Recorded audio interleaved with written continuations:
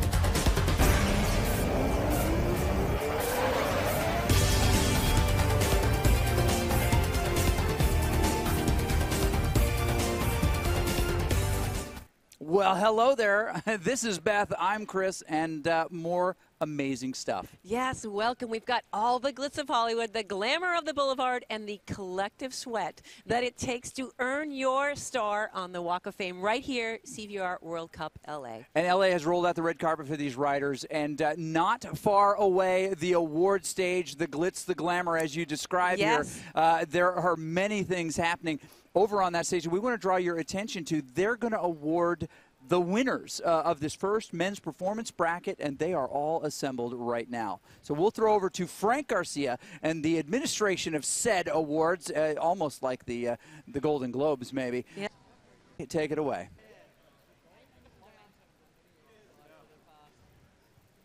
Fantastic job, one and all, guys. Thanks for coming out. Did you guys have a good time? Yeah. Great. So watch us on cycleview.cvrworldcup.com or join the league at cvrworldcup.com. Thanks, everyone.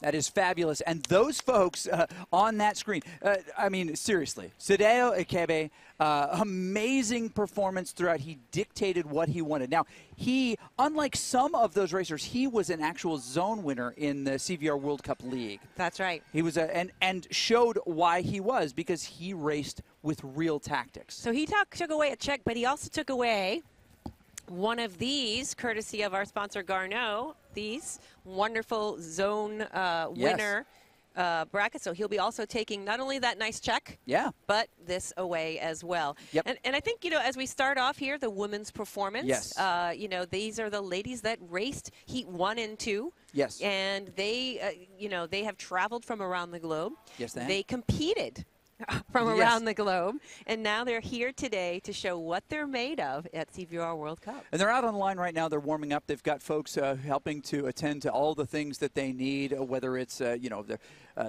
seat properly you know, placed, or another water bottle. We see Jesper Anker out there rooting on some of his favorite folks, but they're lined up in the pen, ready to go, kind of warming up and down the line. This is the incredibly unique thing about CVR World Cup events, because these racers are, for many of them, the first time in rooms with the same that they're competing. And this venue, you know, the Los Angeles Velodrome, home to USA Cycling, is a perfect place. We've got folks actually training on the track while we're here. Simultaneously, we've had some races. You'll hear beeps and bells, and I mean, this is a really cool environment. This is a wonderful environment, and this is kind of what we're looking at with eSports, right? eSports are becoming these arena events. They are becoming huge from a video game into real life with spectators. So this isn't anything different. Yep. As one of our Mixer folks said yesterday, this is the hardest video game I've ever seen. And boy, you're right. So where does this fit into the real world? I mean, you've got real bikes. Why aren't they racing outside? Why is this a video game? Just follow along, and in about 2 minutes, you'll understand why cycling and esport are coming together with CVR World Cup.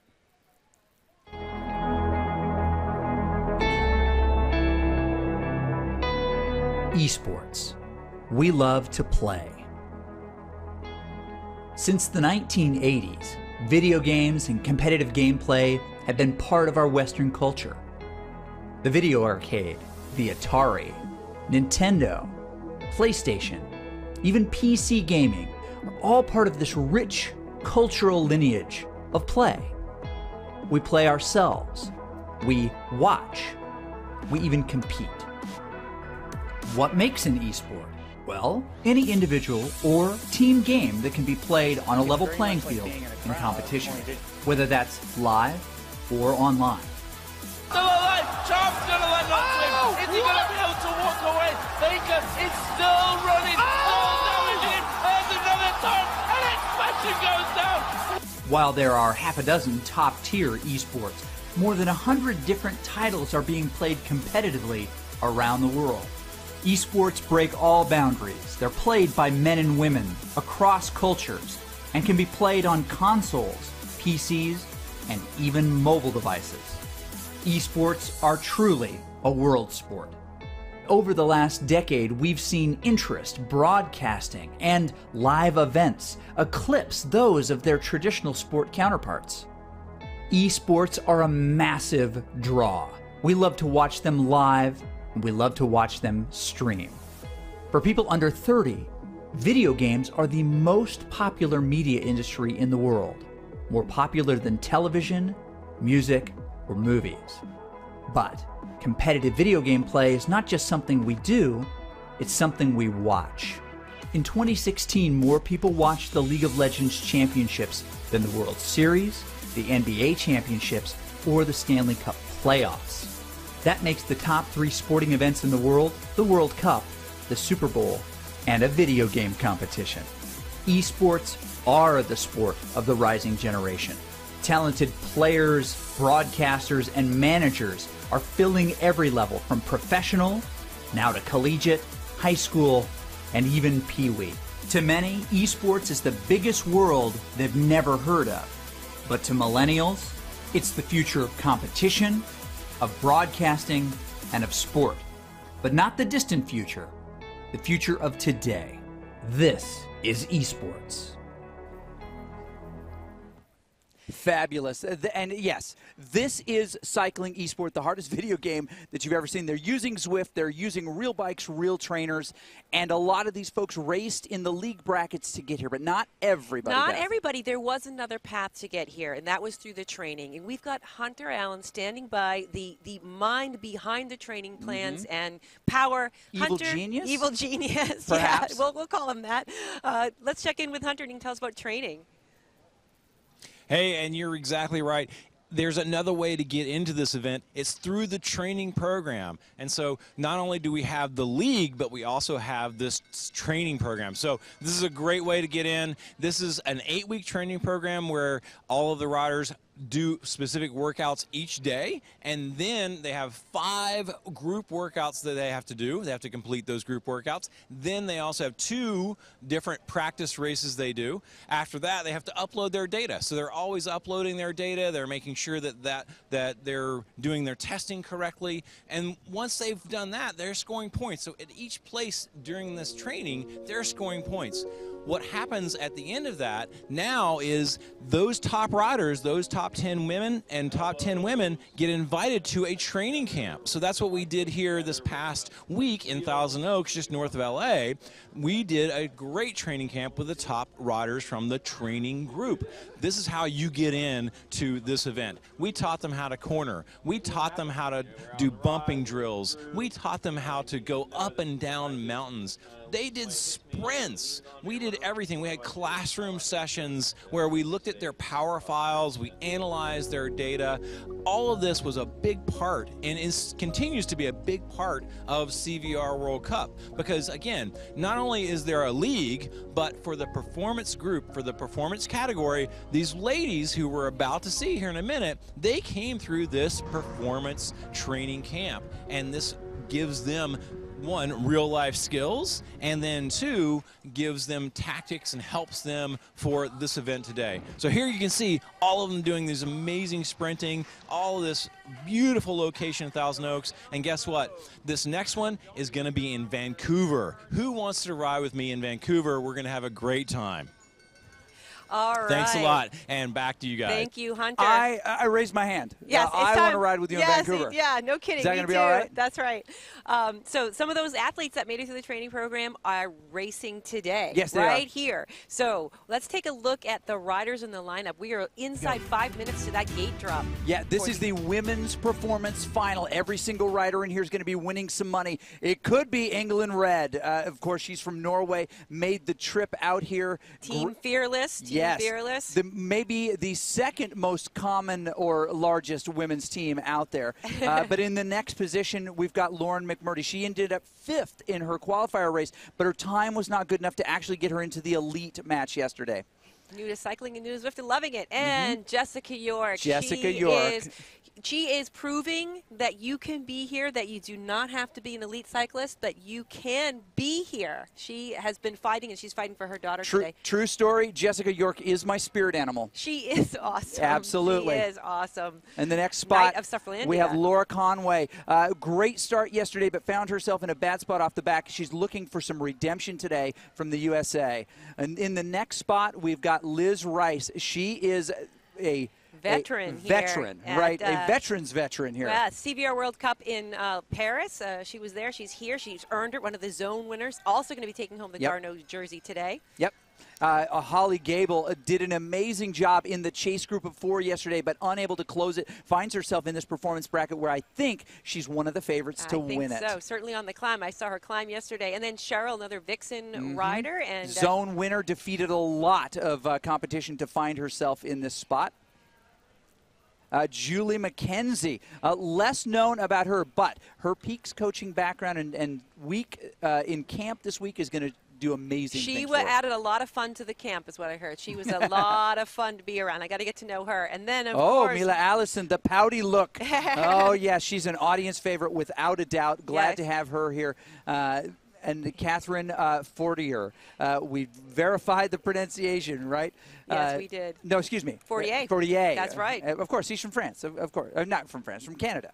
Which there's some French-speaking names. Absolutely. Absolutely. Excellent. Now, as we get ready to go into the start here, we're very, very close. Inside a minute You've got to go. your favorites. I do. Well, this is going to be an exciting race. We've got 3 stages. Yes. Right? So there's a hill climb. That's going to favor some riders. There's the Hilly course. There is also the volcano crit. So we might see some of this footage here, but we'll get to the gate drop. Certainly at 30 we will seconds. Not miss the start. Gate drop. But this is what it looks like. We climb to the castle. It starts out kind of sane, little flat area, and then it hits the real climb. It's 4 kilometers up, 11% grade. Well, check this out. It shows the run up to this as a long and flat. Now, when we get to the bridge, it's already in Suffertown. Yes. Right? I don't care what the actual area code of this is. Long and flat, pretty chill, unless you're Sadeo Akebi, who decided to attack there. Right. They're going to do all of their work in the second half of the stage, but they're climbing up to the castle to finish this. The second stage is Hilly Reverse. This is the course we did yesterday, only going the other direction. The climb is more subdued. And here we are getting ready for the gate drop, and Beth is going to tell us what is going to happen as soon as that laser gate goes away. So we have that long, flat ride leading up to the hill. Right to the mountain. It's a mountain. Yesterday it was hills. Today it's the mountain. We're going to see some massive power out of the gate. You have to stick together with this group and not get dropped, because at the climb, other things are going to happen. Let's see. Out of the gate, we've got Liz Rice leading out 5.9 watts per kilometer, 6.9 watts per kilometer. Ooh, Peaks coming around. Laura says no. Conway there at the front, taking it up the front. She is right now 5.3 watts per kilogram. She has something to prove right here. The guys are coming behind her. Only just a couple seconds back. They're going to close that up. They're saying, nope, you're not getting away. Couple people slingshotting around the side there. Cheryl Mondoon in that group, Fortier in that group. We've got Gable in that group. And it looks like they're going to all make it here. They said There's a panic that happens yeah, if you've ever been dropped at the gate, right? There is a panic. You do not want to get dropped. Your heart rate goes up about 10 beats at the beginning of the race, just in anticipation of what's going to happen in that first 30 seconds. So these guys are carrying in some fatigue from yesterday, Chris. They are. They were fighting tooth and nail to try to get those top spots, and some of them missed them by just the slightest bit. So here today, they have a chance to prove the cyclists that they're made of. Now, they're all bring different tools to the table here. You know, there's some climbing specialists, there's some sprinting specialists, there's some just flat-out watt mashers. So these riders have to ask themselves today how they're going to race each of these individual stages, what they're going to bring, what they have left from yesterday, and now they know a little bit more about their competition. These ladies may not have raced head-to-head before this. They might not have been in the same zone. They might be only looking at the data when they're looking at their thing. This is them in battle on calibrated equipment against people they've never raced before. Yep. They are taking all that data from yesterday and saying, okay, what do I have to do with my tool set today to win these 3 stages? Now, they don't have to win the 3 stages. We've got points for each of those stages. And if you look down here, this is, by the way, you can pull this up anytime you want at cycleview.cvrworldcup.com. And you'll be able to find and select any of those that you want. Now, you'll see the points available in that first column, 20, 16, 13, 11, 9, 7, 6, right, all the way down to 1 point. That is what they get in the finishing order. But you'll notice 3 stages, right? So earning points in this is important, but also saving a little bit of energy for the other stages is important. So for you, how important is this climb in your overall aspirations? Well, you know, what I want to do is just protect as many points as I can. You know, you really want, you have to be consistent across all 3 stages. It's rare. We've seen it twice, though, in CVR World Cup where someone has taken all 3 stages, but that's pretty rare. So I think there's a lot of fighters here in the ring that aren't going to let someone walk away with all the 3 stages. But, you could get the first stage, you could get the second or third, but you could still have a chance to win the final. Yep. So you have to know what you're bringing to the table and what you're going to save. And if they can stay together as a group here, we're just going to see it break apart on the hill. That's what we're going to see. 48 taking a page out of Sadeo Akebi's book there by making sure she smiles throughout. Yes. That is something that he did. It was a little unnerving. When you see someone in a lot of pain or discomfort smiling at you, it's just a little bit creepy. But Akebe was just creepy enough to win that race. Well, in fact, all 3. Well, right? That's what's really fun about this event and watching the physical esport is seeing the riders, right? This is a streaming league. This is the culmination of a streaming league. Watching these athletes suffer. It's like playing poker with someone, right? Like what are they holding? What is their tell? What's their body language telling you? Now these riders can't see each other on the screen, but they can look up the peloton, up the row of riders, and kind of see what's happening. There's that body language. They've got people on the side of them cheering them on. This is not just broadcast online. This is like an event in the venue where you have your coaches, you have your friends and family standing right next to you, cheering you, giving you information. You got the team car right next to you. And look at this, Laura Conway, she's right at the front. We still got a couple, Holly Gable's in there, Forday's in there, Liz Rice is in there, in England's in there. So, these guys right now have kind of settled in. No one's blowing themselves up just yet. We've got some moderate heart rates happening. Yep. This is the posturing, right? And a little bit of the fear working against them. They just don't want to be in a position where they get gapped off the back, but they don't have to work that hard. Now, as we kind of look through this line, 184 beats a minute, that's nerves right there. They're not really going that hard. 160 beats a minute. I would try to be calming myself down as a rider and not work, because you know what? You're going to work a ton here in just a little bit. But all of these riders had an experience yesterday where they did not finish in the top of their field.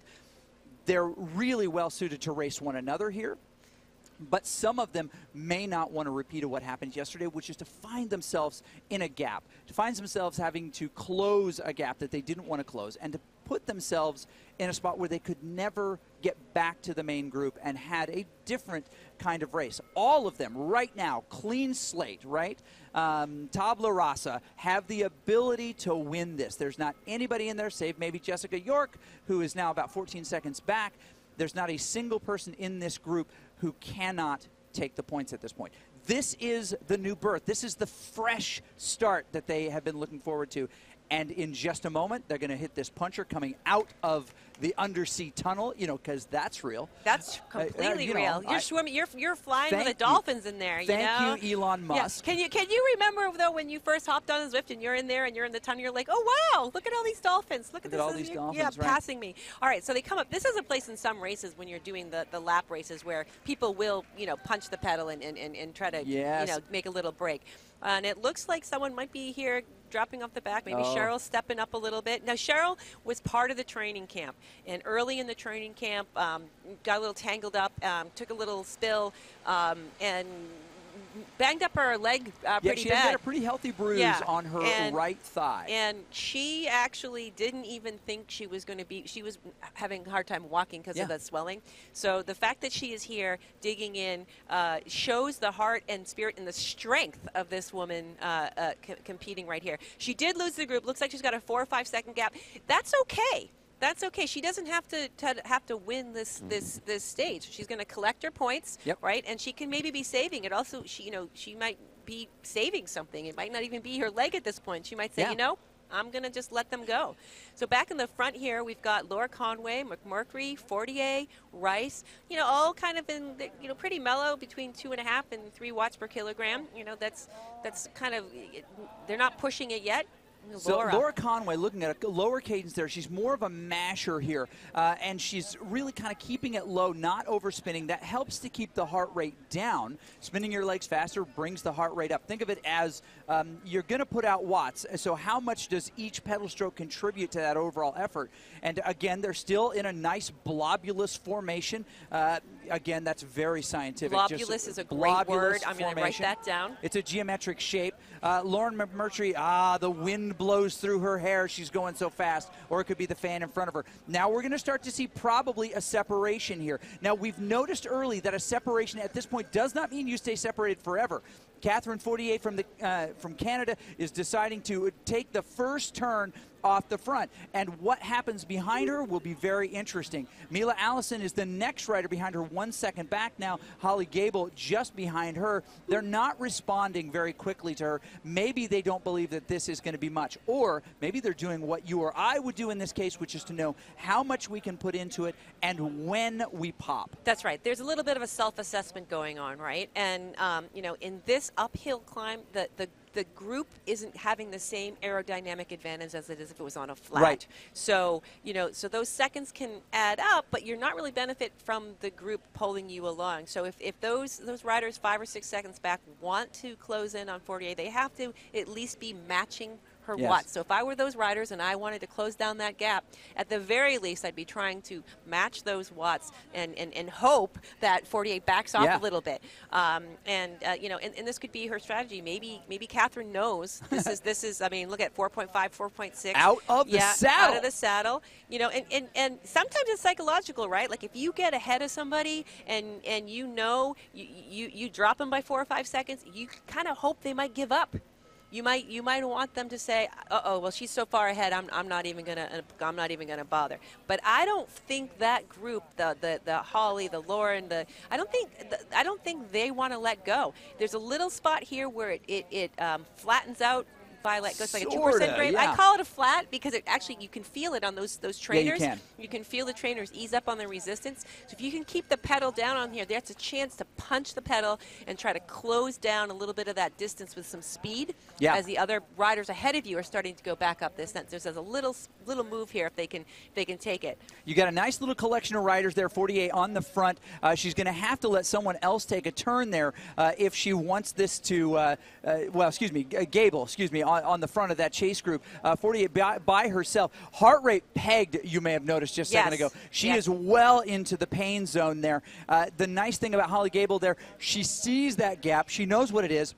Look at that position of her arm. She knows what she can accomplish. She's trying to get comfortable in a state of incredible discomfort, and because of it, she's able to just kind of separate herself. But she's got a couple of people in tow. It's time for McMurtry to come around. It's time for one of these other ones, Liz Rice perhaps, to come around and give a little bit of assistance and maybe help set that pace a little bit more. Because if they want to catch 48, who now has 12 seconds on them, she's going to have to do that. Liz Rice does exactly that. And this is the point they have to do it. They have to push that pedal down. Right now, 40 are softened a little bit. They have to push those pedals hard and chase it down. Yep, Mila, close that gap. Yeah, do it.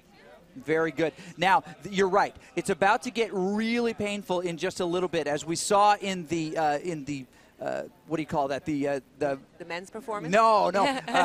In the telemetry just a moment ago, this, nice and flat, and then it's this stairway. And it's not a stairway to heaven. It's a stairway to somewhere else. So you can tell by the look on their face. H-E double hockey sticks, as my kids would say. Yes.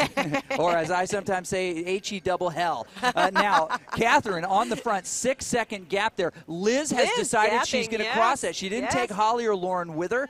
That's a pretty gutsy move. You've got Canada being chased by Great Britain, being chased by a couple of Americans, Norway further down the list. But Catherine, coming off of this bridge, her face did not look like she's going to be able to sustain it. Liz has made up 6 of those seconds now. Liz is just 5 seconds off. Look at that cadence. It's a much lower cadence. That has much more fatigue on the legs than a higher cadence does. That's why they encourage a higher cadence, spinning those legs faster. You take smaller bites of the overall meal there, but it doesn't... it gets your heart rate higher. Right. You have to train these things too, right? Because this fatigue, the neuromuscular, you're really working the yeah, exactly. Now, if we can go back onto 48 just for a second here, there is tension all over her body. Now she's out of the saddle here. She's only got about another 4 minutes of total climb here before she gets to the top. Maybe she can do it. Maybe she can empty her tank here. She doesn't want to get caught by Liz Rice, and she's in danger of getting caught by Liz Rice because she is closing that gap. And Holly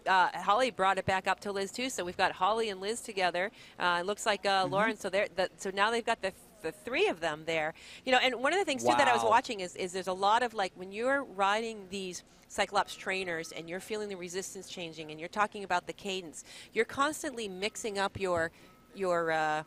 You can see here the straining on her neck.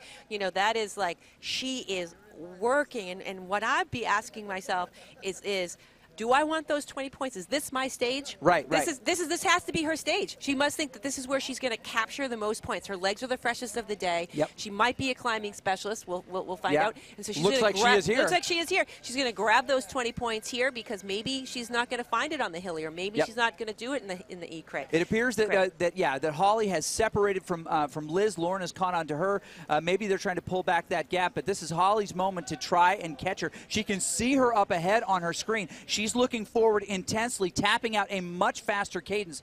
Catherine, who's out of the saddle now, it is a nice short-term solution for a little more power on the legs. But again, fatigue will set in. How much does she have left? She's holding about 200 watts. Her heart rate up in the 170s. That is a significant improvement from increase from where she was on the bridge just a little bit ago. Ride-ons, those big blue thumbs up falling into her back pocket.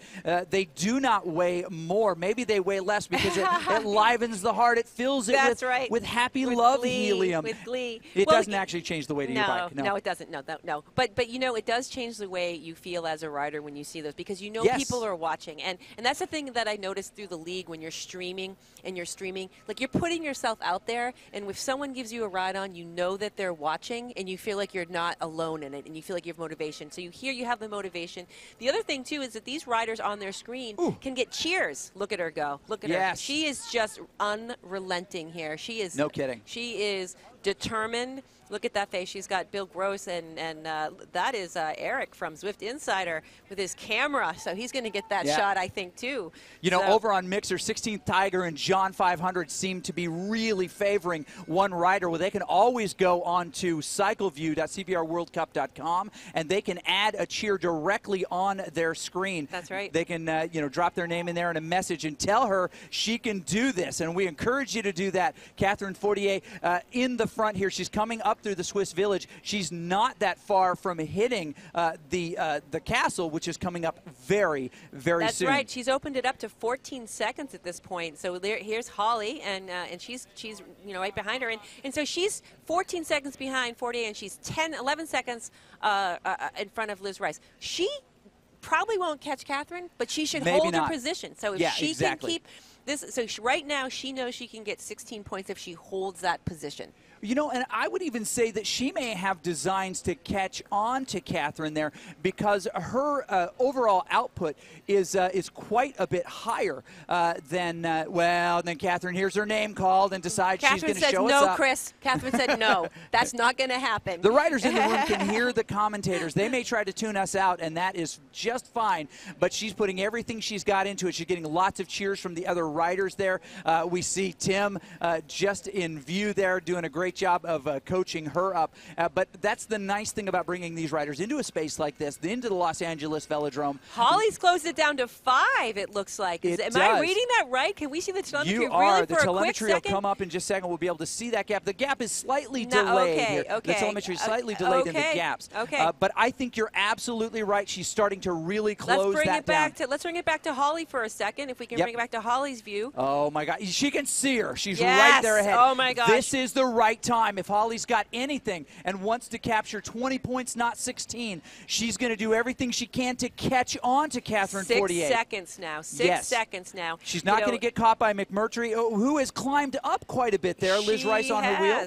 She has. So we've got those two together, and so if those two can hold it, they can protect the points. And you know, this is the thing. It's not necessarily finishing time if you're not 1, 2, 3. You just want to be ahead of the other riders and capture as many points as you can, because this might not be your stage, but it's definitely Catherine's stage and possibly Holly's. So you know, if Holly can dig in deep and pump out just a little bit more watts per kilogram, and the watts per kilogram on the right hand side of the screen underneath their name, if you're playing along, you can see right now that Catherine's at 4.2 and Holly's at 3.6. So if she wants to, it's back to 9 seconds. If she wants to close it, she's got to just sort of dig in right now. She is, and she's doing it right now. Heart rate pegged at 190. There she is, Holly Gable. That's what her screen would look like to her. She can look around her. She can see some. There's Willkommen Village right there, the Swiss village. She's trying to catch on to Catherine, who's just up ahead of her. Let's see where Catherine is. She might be coming 10 near the. seconds up. Let's see. Let's see where she is in terms of the castle, though. If we can see Catherine's view for a second here. Back to Catherine on the Zwift view. Probably already out of the trees. The castle in view. There it is. In view. Castle Wolfenstein on the hill. It's not really right. called Castle Wolfenstein. It's not? Oh, no, it's not. You know, I was starting to write that down and put it into, burn it into myself. Okay, so she is still fighting. She still 3.9 watts per kilogram. She has 11 seconds. I think if she keeps this up, Holly's not going to be able to do it. But I've been wrong before. You have been wrong before. I have been wrong before. I want my husband to know. I've said that out loud for the world to hear. Yeah, Mark it at 1812 in the that one time that's I right. was wrong. Yeah. And I've just got acknowledgement from the production staff here that that's going to be added to the instant replays. Beth admitting she was wrong. But let's get back to this race on the hill. Catherine Fortier just coming into view. All she has to do is cross into the castle, and that is going to be the end of race for her. Holly Gable now 13 seconds back, not able to close that gap. She's not going to be able to do it. Yeah, she's got to just protect that now. She's got to make sure that Lauren doesn't come up and steal it from her. Holly, do not get off your bike and lay down. No, do not. Do not. Well, this is the thing, too, where you, like, you know, yesterday people were saying to me, you just have to finish. And I'm like, exactly. So don't jinx me. You know, you want to. Another switch in the field here. Now, who's missing? Liz Rice is falling backwards. This is a free fall for Liz. She's lost 4 positions, and she's now just trying to hang on to Red, to, I can't say. Mackenzie and Conway, Conway, right. yes. Mm-hmm. So these ladies here are duking it out for some points right here. Yes, they are. This is going to matter. For these guys, it's going to matter because they're going to have to go through the next 2 stages. So if they can scoop up as many points as they can right here, that's going to matter for the overall. And the points, again, go by finishing position, 20 down to 20, 16, 13, 11. So those points and those, like, you know, 4th, 5th finishers matter. They matter a lot. First position to Catherine Fortier. Second position to Holly Gable coming in there. It looks like unexpectedly she was not even in the preseason lineup. Lauren McMurtry doing a nice job getting that 3rd spot. That's 13 points for her. What a great spot. Laura Conway managed to overcome quite a bit, including. And look at Mackenzie. Julie's making it go. Julie's making it go. Happen? And Laura's like, no. McMurtry is like 6.1. She said 5.8. She's like, nope, I saw you coming, sister, and I'm keeping my points. Thank you. That's but wait a minute. She's there. She did do it, Julie. Yes. She did just go past Conway, excuse me. Wow, and almost caught her there at the line. Too close to call, but I think the points are clear. Effort. That was amazing. So that will be amazing. That now, here we go. We have Mila. She's finishing up her hill climb here. Yep. So all of these ladies are easily going to make the cutoff. They have a little bit of a changeover to get to the next stage. But we have Catherine, number 1, Holly, and then Lauren, number 3, picking up 20, 16, and 13. 1, 2, 3. Respectively. Jessica York is going to get a point on the day based on her position here. That's probably either not what she wanted or something she was willing to give so that she had legs for the rest of the race. Cheryl Muldoon had a very strong start, but that injury seems to be plaguing her on the climb. Sometimes when you get that deep, high power for a long period of time on a climb like this, that deep muscle fatigue, a bruise can aggravate that, especially as big. I mean, we're talking it's the size of a bowling ball. Yeah, yep.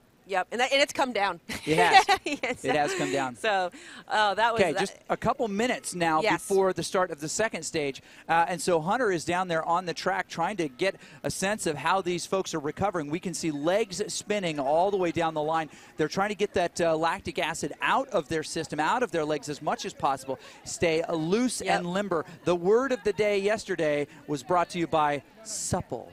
Right? We'll just see it on the bottom of the screen. Supple, right? So supple is the way you want those legs. Sorry, mixer folks, you're going to have to look that up on the internet. I know you don't know what that word is specifically. I'm talking to you, Clement. But what we've got here in this short break is refueling, right? Yes. Relaxing. Well, yeah, relaxing maybe. I don't know. I think that people are like just completely taking care of business. Yeah. I'm really surprised with as much tension as she was wearing, and I'm talking Catherine Fortier, that she was able to hold that together. She's very, very strong. This was a great leg for her. Well, so what do we think that's, so obviously she can climb. She can said climb. 11-second lead there over Holly. So going from the fatigue from yesterday, coming into today, deciding to make that effort right out of the gate. That is a special. That's like an FTP test to start your race. Yeah, it is. So what do you think is going to be what's going to happen with Catherine in the Hilly? You know what? I'm not even going to suggest. I think what we ought to do is we ought to send our guy. Coach? Hey, coach, go see Catherine Fortier, and ask her exactly what she's got on her mind. All right, I'm down here with our winner, Catherine Fortier. Catherine, way to go. You made it look easy. How was it? Was it easy? No, it wasn't easy at all. I just gave everything. I knew it was my kind of race, so I didn't know at the beginning if I should do some attacks because we were almost all the pack, but kept my energy on, and when it started, I just gave everything. Wow, I mean, it looked like a time trial. I mean, you just put your head down, you just went for it, you stayed focused. That was excellent. Yes. That's great. And tell me, your son today is 10 years old. Happy birthday to Alexis. You want to say something to him? Of course. Bonne fête, Alexis, chérie. Celle-là, c'était pour toi. J'ai gagné celle-là pour toi, mon chéri. Bonne fête. Puis je te vois demain. Bye-bye. That is so great. Her son's 10 years old today. She won the first stage for him. She's dedicated that win to him. Outstanding. Way to go. Good luck in the second stage. That was awesome. And did you see how she combined there with the French, both Family Guy and Back to the Simpsons in the same line? So clever. And those of you, you guys would have been helpful to have in Paris. Yeah, no kidding. No kidding. Excellent work. We're getting close. Just now 2 minutes to the start of this second stage. This is a very different kind of course. We jumped in and saw it a little bit before. Yes. It is the reverse Hilly. So there are some hills, but it is nothing like the hill we just saw. No. Yesterday we had 3 laps Hilly forward. Yep. And this is Hilly reverse. So you start through the S's rather than finish through the S's. So you have a little bit of a preamble before you hit the big significant climb. Very astute comments in the chat, including cool down time is critical. The question is, did Holly maybe burn a little bit too much trying to catch her? She definitely backed it off and just held the gaps, right? Mm-hmm. She didn't want to get caught. That was smart. She, I think she gave up the chase on Catherine early in that when coming through the town. She said, that's where I'm at. I'm going to take my 16 points and be happy. Do you think Holly's going to get enough cool down time? Well, you know, I think that she was doing that self-assessment thing, and I keep coming back to that because that's what you're doing, right? You're saying, can I close that 5-second gap? Let me try. Nope, I'm going to stop. I think she made a decision that she started thinking about this part then.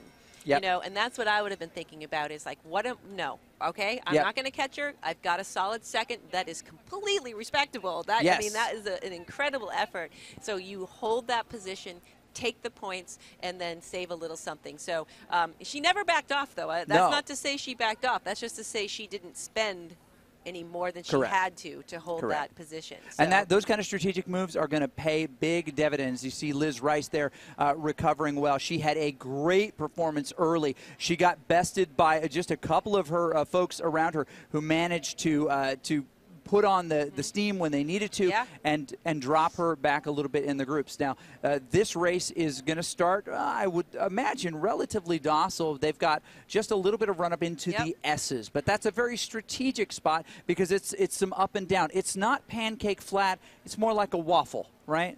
You've got some ups and downs.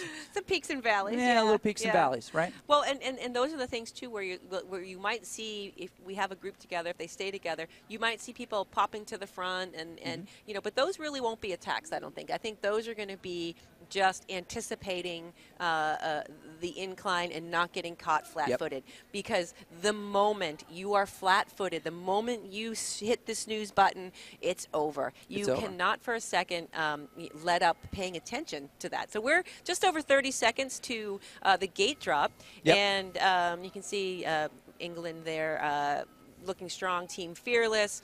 Lauren ready to go. She was through the training camp. Jessica York is finishing up her oh my goodness, and drops right into the pen. Right into the pen. That's unpleasant. Let me tell you, I am so proud of Jessica York. No kidding. She has done her training. She has shown that you do not have to be the elite pro-level athlete to come here and to compete. She earned it. She's in Knights-Switzerlandia. She's proving to her daughter right here. Grace is watching at home with her dad, cheering on Mom. 3 seconds to the gate drop. Here we go. 2 and 1, and they are out. Okay. And right at the top, Catherine 40. Not a surprise at the front here. 5 watts per kilogram. Liz Rice right behind her saying, no, I'm going to stay on your wheel. Holly right there, too. Red. We've got Muldoon saying, I'm going to stay with this group. And, and Julie, who just kind of came around at the end of the climb that we saw, is saying, I'm going to stay in this group. No, you're not getting away from me. And 40 softens a little bit. So she made that first burst of 5.5 watts per kilogram. Now she's settling in a little bit at 4. I say that settling in at 4. There's no settling in at 4 watts per kilogram. That's just so she already knows. So you can see here she's got a different cadence about her, different body language coming out of the gate. So, you know, sometimes as an athlete, you also have to know you practice those recoveries, right? What do you do? How fast can you get your body physiologically back to 1, as they say in broadcast, back to that first position? No one is feeling good today. I can't imagine anyone is feeling good. No, and that's what you had right there, the gate drop pop, right? You got to get your speed up. You know you're going to be traveling probably, you know, 37 to 40 kilometers per hour. You need to get your speed up to that as quickly as you can, and sometimes that's a sprint when the gate drops.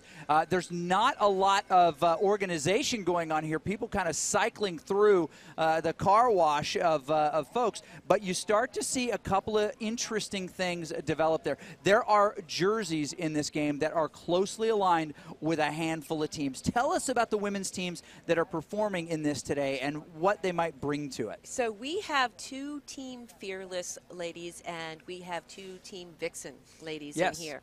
Right now, the Team Fearless ladies will be interesting to see how they work together.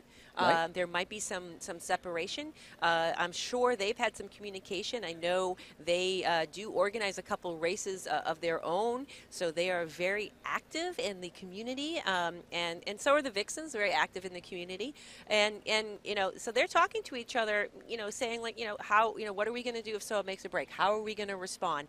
You know, are you going to cover that gap or am I going to cover that gap? Who's protecting who here? Who are we watching out for? Who are we marking? So you have an extra set of eyes in the peloton. You have an extra set of legs in the peloton. So you don't have the same. It's just a different dynamic, which is exciting to see. And it's really exciting to see these women's teams form on Zwift in the game. There's Cheryl Muldoon again. She took that little spill, and here's Jessica York, still at it, had no rest in between. She is working her tail off here. She made that cutoff. That was definitely not her stage. She knew, I talked to her earlier, and she knew that her goal was to make that cutoff and come back and bring herself strong through the heat, and she's done it. Yeah. She has done it. So congratulations, Jessica York. You were right there. And here's a little bit of the fight here. Mila out of the saddle right away with her game face on. Oh, she's my 174, 175 beats, and her cadence is down, so there she goes. I don't know if you know this, but Death one time had a Mila Allison experience. Oh, yeah. Seriously, Death's got nothing on her. She slays. She is slaying. So right now, now they're battling for points, right? So Catherine scooped her 20s up off the thing. She's still leading here, but this hasn't broken up yet. No. So they're going to be trading back and forth. We don't know who's going to take it, but all of these points matter. We do hit the hill after we come over the bridge and past Hanks. That's a little bit of ways still, but that's where I think we're going to see more of the separation happening. Right now, if anybody's hanging on by a fingernail, they're just trying to protect the position, trying to hang on, keep the speed of the group, because there is aerodynamic advantage here to staying with the group. As with the hill climb we just saw, you didn't necessarily, being with the group, you really didn't have much drafting benefit. There really is no rest for the weary. But in this particular part of the road, before we get to that climb, these riders are going to move faster as a group. So as long as you can hang on with this group and not get dropped in the S's, which I've got dropped in the S's. Right. That happens because those little rollers sneak up on you, and if you're not anticipating them, you can get they dropped. are very strategic, and folks who are not used to this, has been dubbed earlier the hardest video game ever, right? There's quite a bit of strategy in those little roller sections. You cannot lose sight or contact with those around you. You want to stay in that draft to get that added benefit. You don't want to be off the back, and all of these riders know the benefit of that. But this is really the kind of the preliminary to this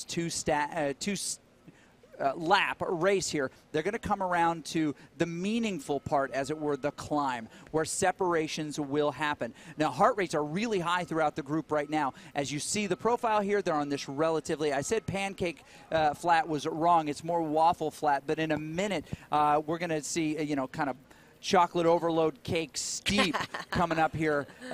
Maybe I'm hungry. Maybe I should just grab a bar or something. I'm down with the food analogies. Okay, we'll keep the food analogies running. Keep them going. Now, Catherine looks a lot more relaxed right here than she did in that earlier stage. I mean, you can tell she's working. Her head's cocked a little bit there, but she doesn't have that. She's not out of the saddle. Her neck is a little more relaxed. Her upper body's a little more relaxed. For now. For now. Well, no. And right now, again, it's that self-check. You're looking around to see how other people are doing, right? Yep. You're seeing how you're doing and figuring out, because this, even though it's only 1, 2, 3, 4, it's still an unrelenting course. And I really have enjoyed the league races in CVR because it wasn't the same race every week. Right. It always got mixed up, and everybody grumbled about it because oh, it's Box Hill, oh, it's this circuit, but you have to practice like you play, and so we're going to come to that. When we come to that climb, it'll be interesting to see how we do. Now, Cheryl hanging in there.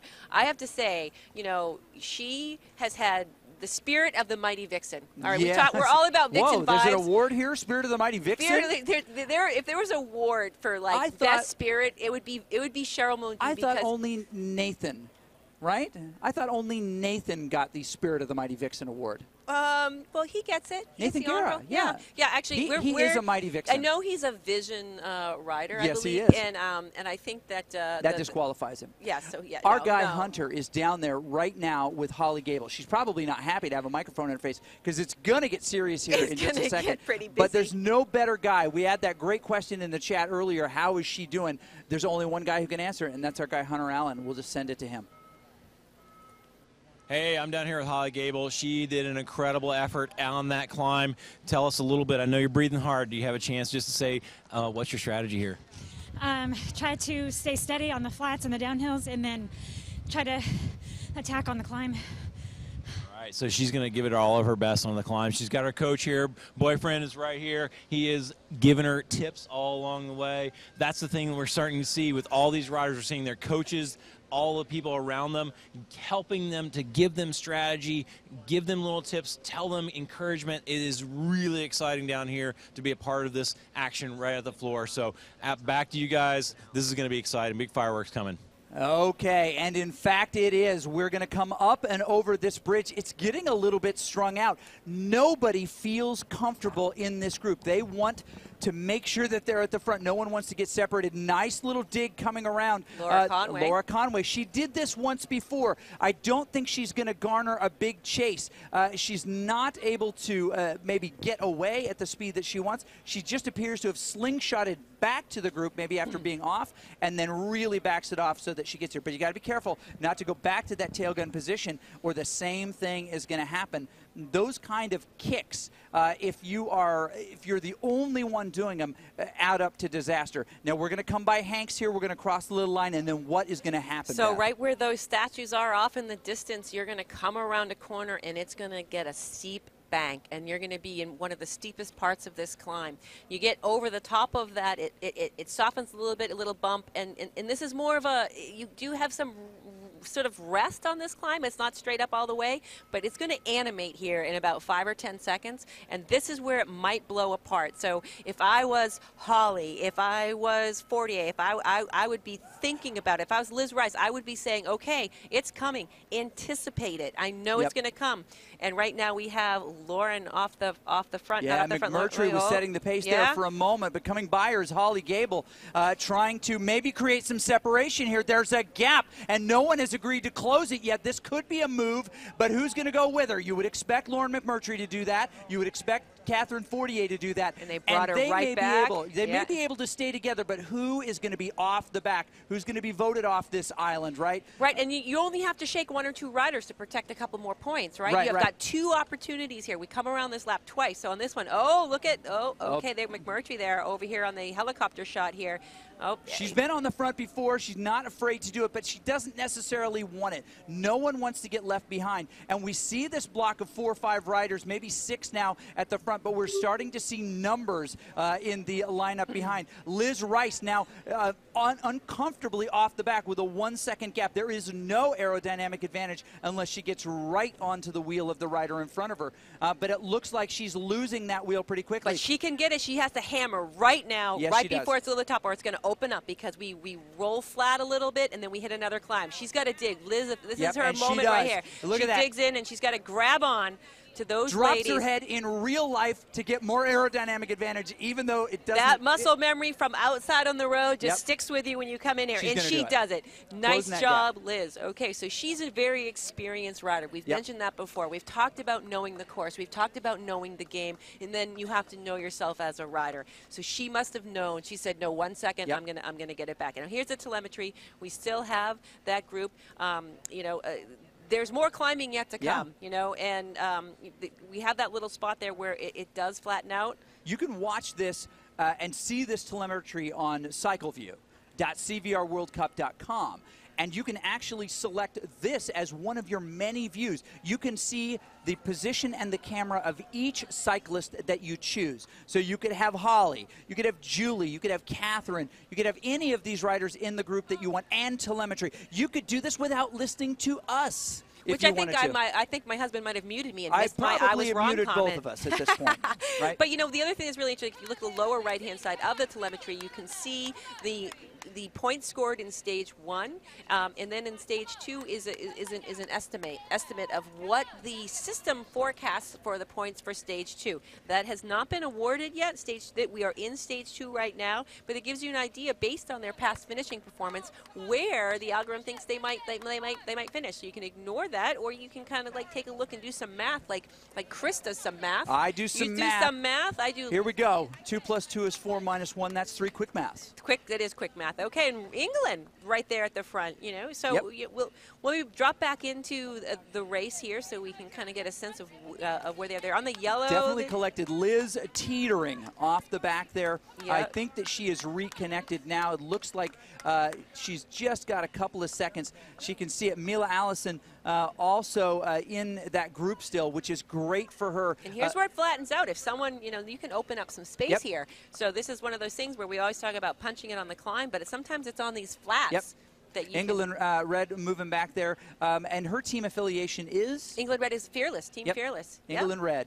She's Team Fearless, and the other, of course, is the Velocity Vixens in there, honorary member, Nathan Guerra, probably not. But England smiling. She's mugging for the camera. She's actually in a pretty uncomfortable heart rate spot, but a pretty happy spot. She learned early that smiles ride faster than frowny faces. Smiles are aerodynamic. I think it's your own very own private power-up, right? The power-up you can always go to. In the chat, so many people chiming in, believing that Catherine has the ability to win this one. An equally loud voice is that Holly Gable has the ability to win this one. Between those two racers, who's the stronger sprinter?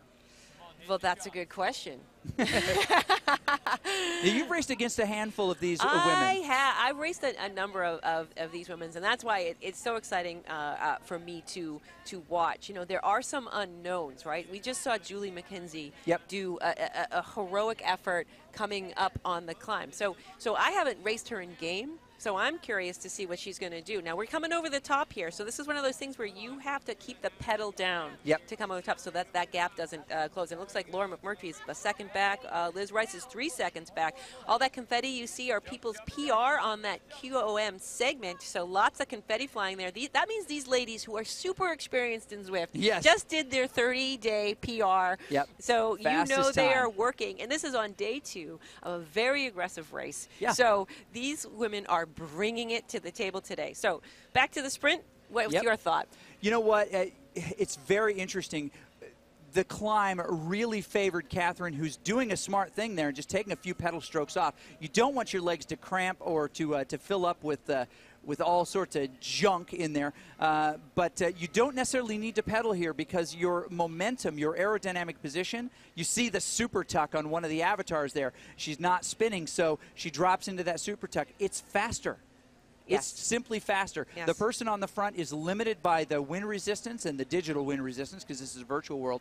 And everyone else is promoted by the fact that they're in the draft. So if no one pedaled, you'd see them cycling like a washing machine. Something happened there. She finds herself. That is the danger right there of being in a super tuck. You stay in the super tuck too long, and you can. And she says, that's all right. I'm okay. 3, 4, 5. The front's but gonna she look like an did drop attack. 9.9 watts per kilogram. Something in the red over 9. I had to put my glasses on for that. But so, you know, that is something that, you know, did she save enough to have to come back with that effort, right? So you have to be very – we saw it in the men's performance race, too, where we saw Mike Davis take a little breather, and he played it just right, and she did not get dropped. We're going to take just a moment. We've got Coach trolling the line right now, and he's got a moment with Lauren McMurtry to let us know how things are going in the strategic approach. Second lap, only 1 lap to go now. Take it away. Hey, I'm down here with Lauren McMurtry. Lauren is from Florida, flat Florida, and you know what? She did so well on that big climb, and she made it over in the front group with this on the road race now. So here we are in the pack. Lauren, tell us, what's your strategy? I'm just trying to hold on for now. It was a brutal climb, so I'm doing whatever I can to stay with the pack for this race. All right, were you on the edge? You looked pretty good on the hill, but it looked like, tell me, were you on the edge on that climb? I was. My heart rate was good, but I'm definitely feeling it in my legs after the first stage. So that is a really tough thing. I mean, again, she doesn't ride mountains. She doesn't climb mountains. She's from Florida. Here she is. She's in Zwift. She's kicking butt, and she's got to stay in with this group for this next climb because that could be where these big attacks go down. Back to you, Chris and Beth. You're right. That's where this race is going to be decided. It's not going to be in the sprint finish, I don't believe. I think that it's going to happen on that climb. Anyone who is in the lead group, after they finish, they come around that corner under the statues, anyone who's in that lead group can win the race at that point. So there will be clearly a selection, which is coming up here in a little bit. Now, Everybody knows that. Liz Rice finding herself in a really tough spot about her. She pulled herself back into the group earlier, but then once you exert that kind of afterburner, it takes a while to recharge that, right? That's right. That's right. And that we're talking physiologically. We're not even talking in-game. And the surge at the end was a little bit too much. She found herself off the back. But there are others who are behind her. Jessica York on the course there. Liz, very happy and smiley. Good. That smile is way faster than a frown. That's we know right. that for sure. More aerodynamic. But also in a spot maybe of trouble here is Lauren Conway, who is really now in a tail gunning position. McMurtry slides to the back there a little bit maybe too far off the back. Okay, Conway hears her name and says, I'm going to move up to the front. There's a common adage that you hear quite a bit, which is to be near the front but not on it, right? Mm-hmm. Aerodynamic effect, the ability to respond to different things as they happen, but you don't have to do all the work. So you want to be near the front, not on it. Conway taking advantage of maybe that advice right now. Holly Gable's been doing that all day. She's been near the front but not on it. And maybe she's going to have her opportunity. As we saw in previous races here, there are a couple of spots where you can gain some advantage that aren't that big red hill that's looming in the distance, including through the S's here where you can get just a little bit of pop and separation. But you'll notice after we go through that big green area, which happens to be Sprint Town, right, back and forth through there, there is some yellow. There's rollers that happen in there, and they may not be steep, but they're short enough to stretch out the peloton. And you know, you can, and like I said before, you can get dropped in there. Yep. You can, and if you're hanging on by a thread, you know, this is a spot with times in the performance we saw a Becky like just testing it, just kind of pushing a little bit and seeing, you know, what people and seeing if they respond. You know, not any major attacks that were happening in here, and I don't see any. Oh, wait a minute, I may take that back. Oh, nope, that's not an attack. They were just coming up over the hill. Watching her body language and not her numbers, so she just wanted to make sure she wasn't caught flat-footed there on that little roller. So right now we've got Catherine in the front, Julie right there, England and Laura Conway. Yep. This is a dangerous spot for these riders because they don't want to get separated here. Look at that. So that's the point of view of that rider in particular. I believe that was McMurtry. Mm-hmm. Now also very popular in the different on Facebook, over on CycleView, and of course on Mixer. So many people being introduced to this today on Mixer. We definitely want to know. I've thrown a poll up here on Mixer to get a sense of what people think these folks can do here. Would love to know, get a sense. Well, you know, the other thing, too, that we haven't spoke much about is the cycle fantasy concept, right? You can put your fantasy roster together, right? So as these riders start to show up and as the league grows, you can decide, you know, what your fantasy team is. You know, who would you put together, right? So now, I put Fortier on mine. Yeah, I sure would on mine as well, and I'd have Holly on there as well. She is proving to be fierce. Laura Conway is right there, and all these ladies, like we saw in the men's performance, they just got edged out from getting into elite. So, you know, these competitors are all so well matched. You know, and when, you know, sometimes when you show up to just a non-league race or a random race, you know, you don't have a direct competitor. Right. You know, and people say, oh, you know, but I race with other people. But you might find yourself in time trial. And these ladies are all strong and they all have different tools, but they're well matched, right? Yes, they are. So sometimes when we ride and we race with men, which is fun too, you know, our weights are different, our heights are different. So in the game here, this is a unique opportunity to really curate these riders that are so well matched that makes up for this racing where when you say who's the best sprinter, who's just like, I don't know. Yeah. I don't know, because these are women that haven't matched up and faced off directly before. It's and, true. and a back-to-back race like this, a 3-stage race from yesterday's 3 laps Hilly, this is a whole unique set of tools that they have to bring to the race and assimilate and show up. But they are all working so hard, and you know, even when they back off, even when I see these 3.2 watts per kilogram, which is what they probably train in their sweet spot, right? Yeah, exactly. But with all of that accumulated fatigue, all of that in their legs, all of the emotion, and let's not discount the emotional energy that's going into this, and the anxiety and the traveling to get here, and all the things, right? Like, this is it for them, right? These women are digging in deep, and they're taking no prisoners. And we saw also in the performance, we saw Frank, we saw we saw these incredible efforts that no kidding. So I know that anything I say is I'm going to have a surprise. Which is exciting. It is. So I wanted to ask the audience where they're kind of leaning in this, and you're not going to be surprised by this, or maybe you will. We are split 50-50 down the middle. Half of the folks who are watching think McMurtry is going to win this. Half think Fortier is going to win this stage. There were no votes yet for Holly Gable, and I don't understand how that could be. A great thing. There's Goose Nuggets said this: 100% Team Holly, but Catherine, dang, she has heart, and she absolutely does. This is where it's going to start to get exciting. They're about to come up to the bridge here. This was that yellow section I talked about before, where a little bit of pressure could be placed. Now, as we see in the telemetry here, pressure placed on Jessica because she didn't have enough time to recover. Pressure placed on Liz because she had to work really hard to try to catch on. That pressure adds up and equals, expiring, right? And off the back. Who's going to expire from this group? Could Mila be shucked off the back? Will Cheryl's injury and bruise prevent her from doing more? Holly, now tail gunning in that group, has to get to the front. Cheryl Muldoon does not want to get dropped on this. We're going to come across the bridge, and then you're going to see this dilapidated little shack called Hank's. That's right. We don't have cars in Watopia. We don't need gas stations anymore. They just closed down Hank's. No one needed to go in there. I would like to go in there and get a Snickers bar. I'm not going to lie. I could give you a little break there. But so it'll be interesting too. Like let's look at the heart rates here. We've got 157. That's coming back down to a comfortable managing level. We've got 182 here. That's a little bit more. So a little bit more painful here. Okay. So we've got a range. So it's going to kick off right here, and I'll just describe, if I can, what I see. They know it's almost like you cross that line right there. It's a glowing line, and people start to get serious. Fortier in the front, and we see it from her angle as she passes by here. Thank you, motorcycle. Holly Gable on her wheel.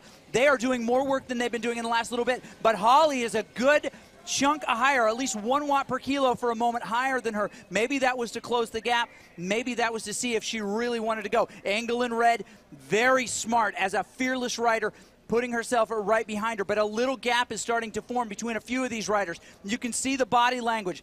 Fortier right there in front of us. She's looking very, very calm. She's still seated. Other riders are out. We've got a gap, 2 groups broken apart. Will somebody try to jump across that gap? Hard to tell at this point. Holly is definitely now on the front, pushing hard, trying to get to, and Lauren McMurtry, as the folks in the audience have been saying, look at that, Jess Baranker right there, making sure that Lauren has all of the motivation that she needs. Look at that aerodynamic position in the sprint, getting as low as she can. Her muscles are trained perfectly to do that.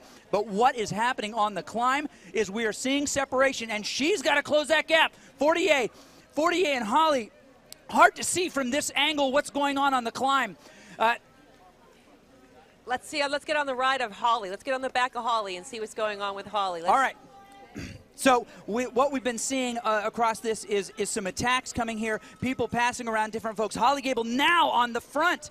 Very impressive, but not actually on the front. 3 seconds back. Sorry, we missed that. We didn't have the view. Holly Gable now chasing down. This is the move of note. They've got to get together here, and if she does, she's got a chance to come around her in the sprint. Maybe doesn't want some of these other folks there to steal some of those points. Angle in red comes up and then drifts back. But Holly really settling into what she wants to accomplish here. Fortier doing a different chunk of work on the front.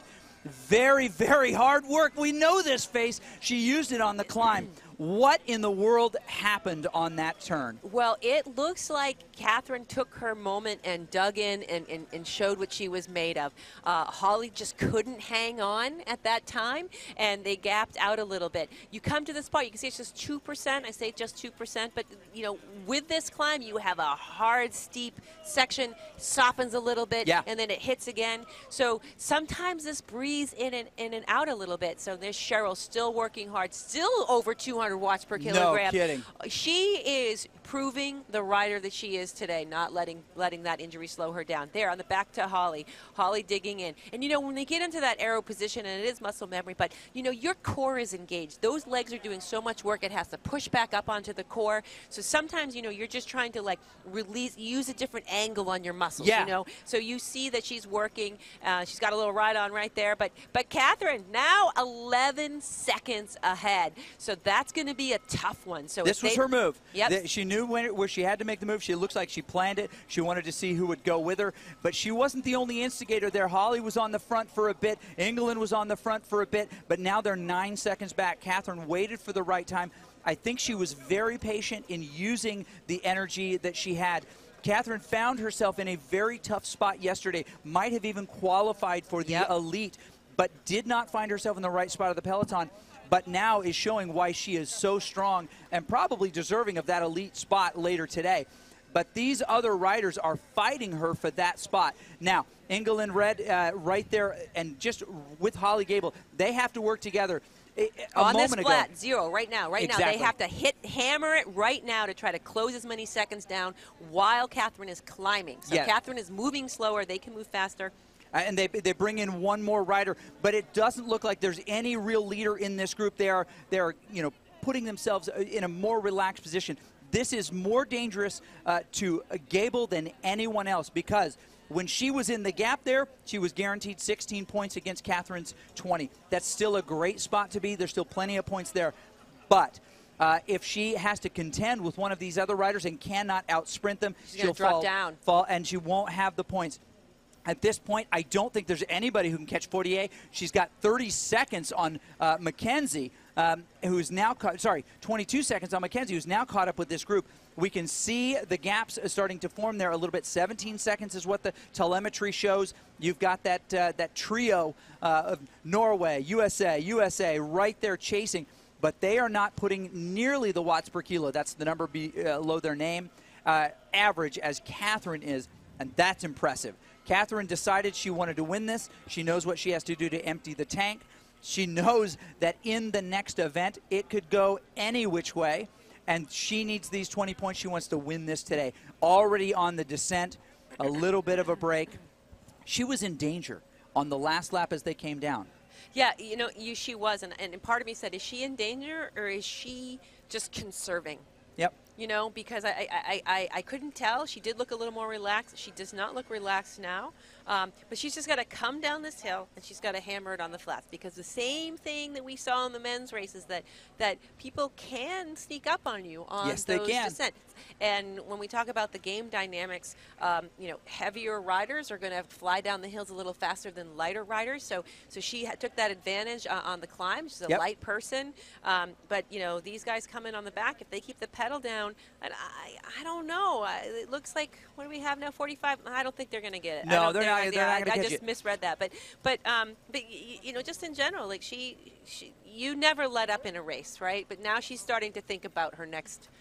She is, and she should. That is the smart thing to do. She can let these folks just kind of duke it out. Well, she's out of the saddle there. What do you got? Maybe she's concerned that they could pull some of that back. She just doesn't want to take any chances. As soon as she hits the flat here and the banner is in view, she's going to probably ease it up a little bit. Back in the saddle there, backing it off a little bit. She knows she's got the lead that she wants, but the real excitement is coming behind her. Because that's what those points are actually. She's got 20-20. All right, fine. These three ladies right here, this is where it's going to matter, because there is a 5-point spread between them. Yes. So a 13, 16, or 11. So that's a big. Who wants the 16 and who wants the 11? That could make a big difference in the overall. So you've got England Red, you've got Mackenzie, and of course you've got Gable in this group. Gable needs these points. He's got coach in her ear telling him exactly what needs to happen. That look on her face is absolute concentration. She's in a great spot here. She's letting the others lead him out to the line. 48 is going to come across the line first. She is the winner of Stage 1 and Stage 2. That's right. But the sprint is coming up right here. We've got Mackenzie and England Red. Gable sitting in that spot, but she's lost the wheel. What's going on here? England Red trying to get in the front of the group right now. England Red going to come off the front, but Mackenzie comes around her. Unbelievable. Gable is going to come in not in time, but those riders a little bit further back are going to find that they've got their own finish there. The way I saw that, of course, 48 came in first. Gable missed that opportunity to sprint, and it looked like both Mackenzie yes, right, and Red got in front of her. Cheryl Muldoon only 10 seconds back of the finishers, of the winners here. Yes. So tight.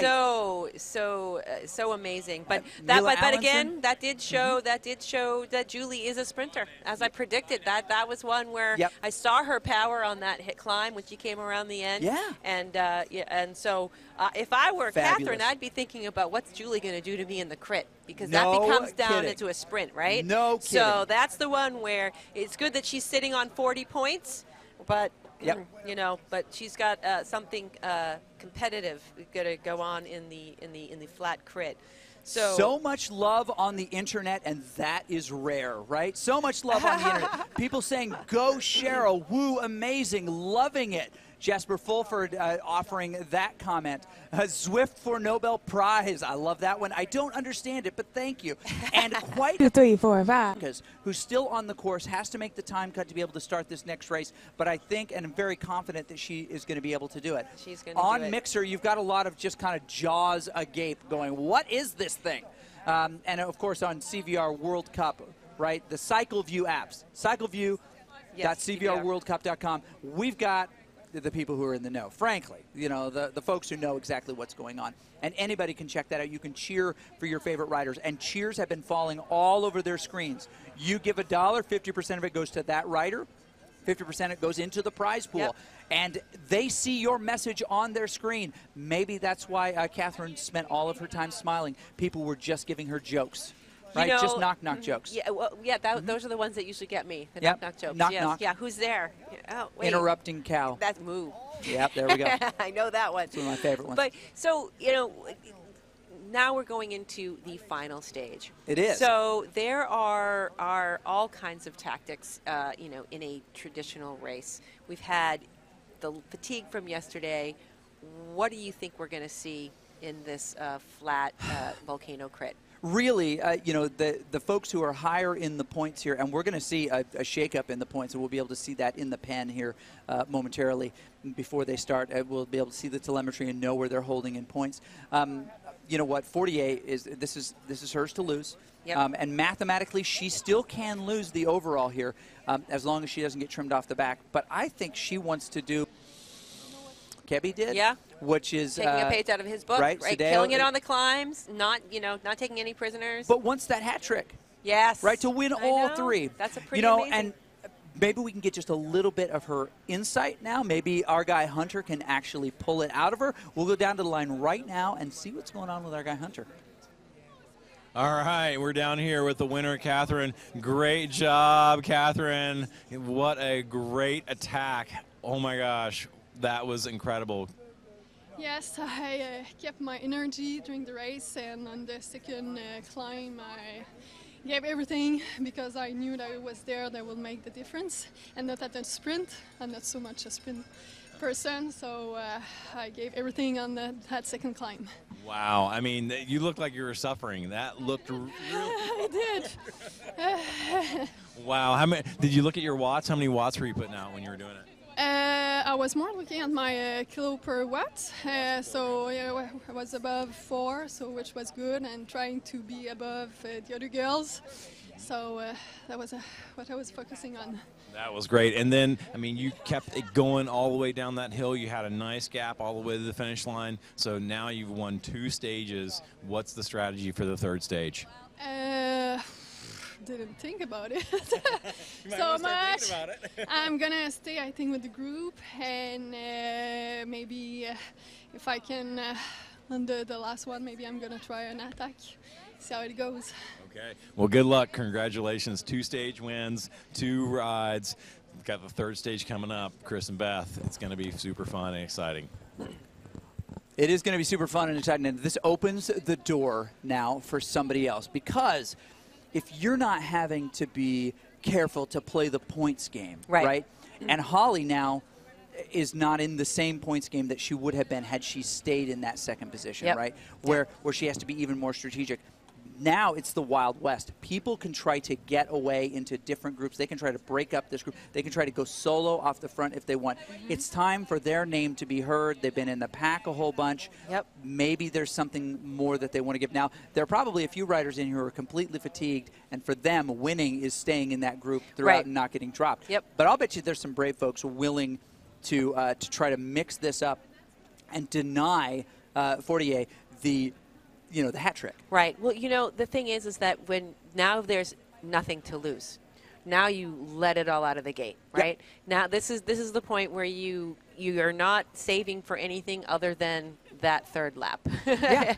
And third lap becomes key. Yeah. So and we saw in the performance, we saw a really gutsy move the last half a lap by Abeki, and so anything can happen. Yep. Anything can happen, and we saw a surprising finish there. So it'll be really interesting to see who wants it. I feel like there's a lot of strong, well-matched riders, and this is going to come down to who has managed their fatigue, what tools they bring to the table, and just who wants it the most. Yeah, who wants it the most is the key. The internet loves these riders. I'm not kidding. And there are 2 more races after this, 3 race. Stage races, yep. Yeah, exactly. And you're going to be in one of them. You're going to be in the finale today. Yes. You managed to put yourself in that final race. You raced against a few of these women, but half of your field, yes, a little less than half of your field, you haven't raced again against this time. Right. How unnerving is that? It is.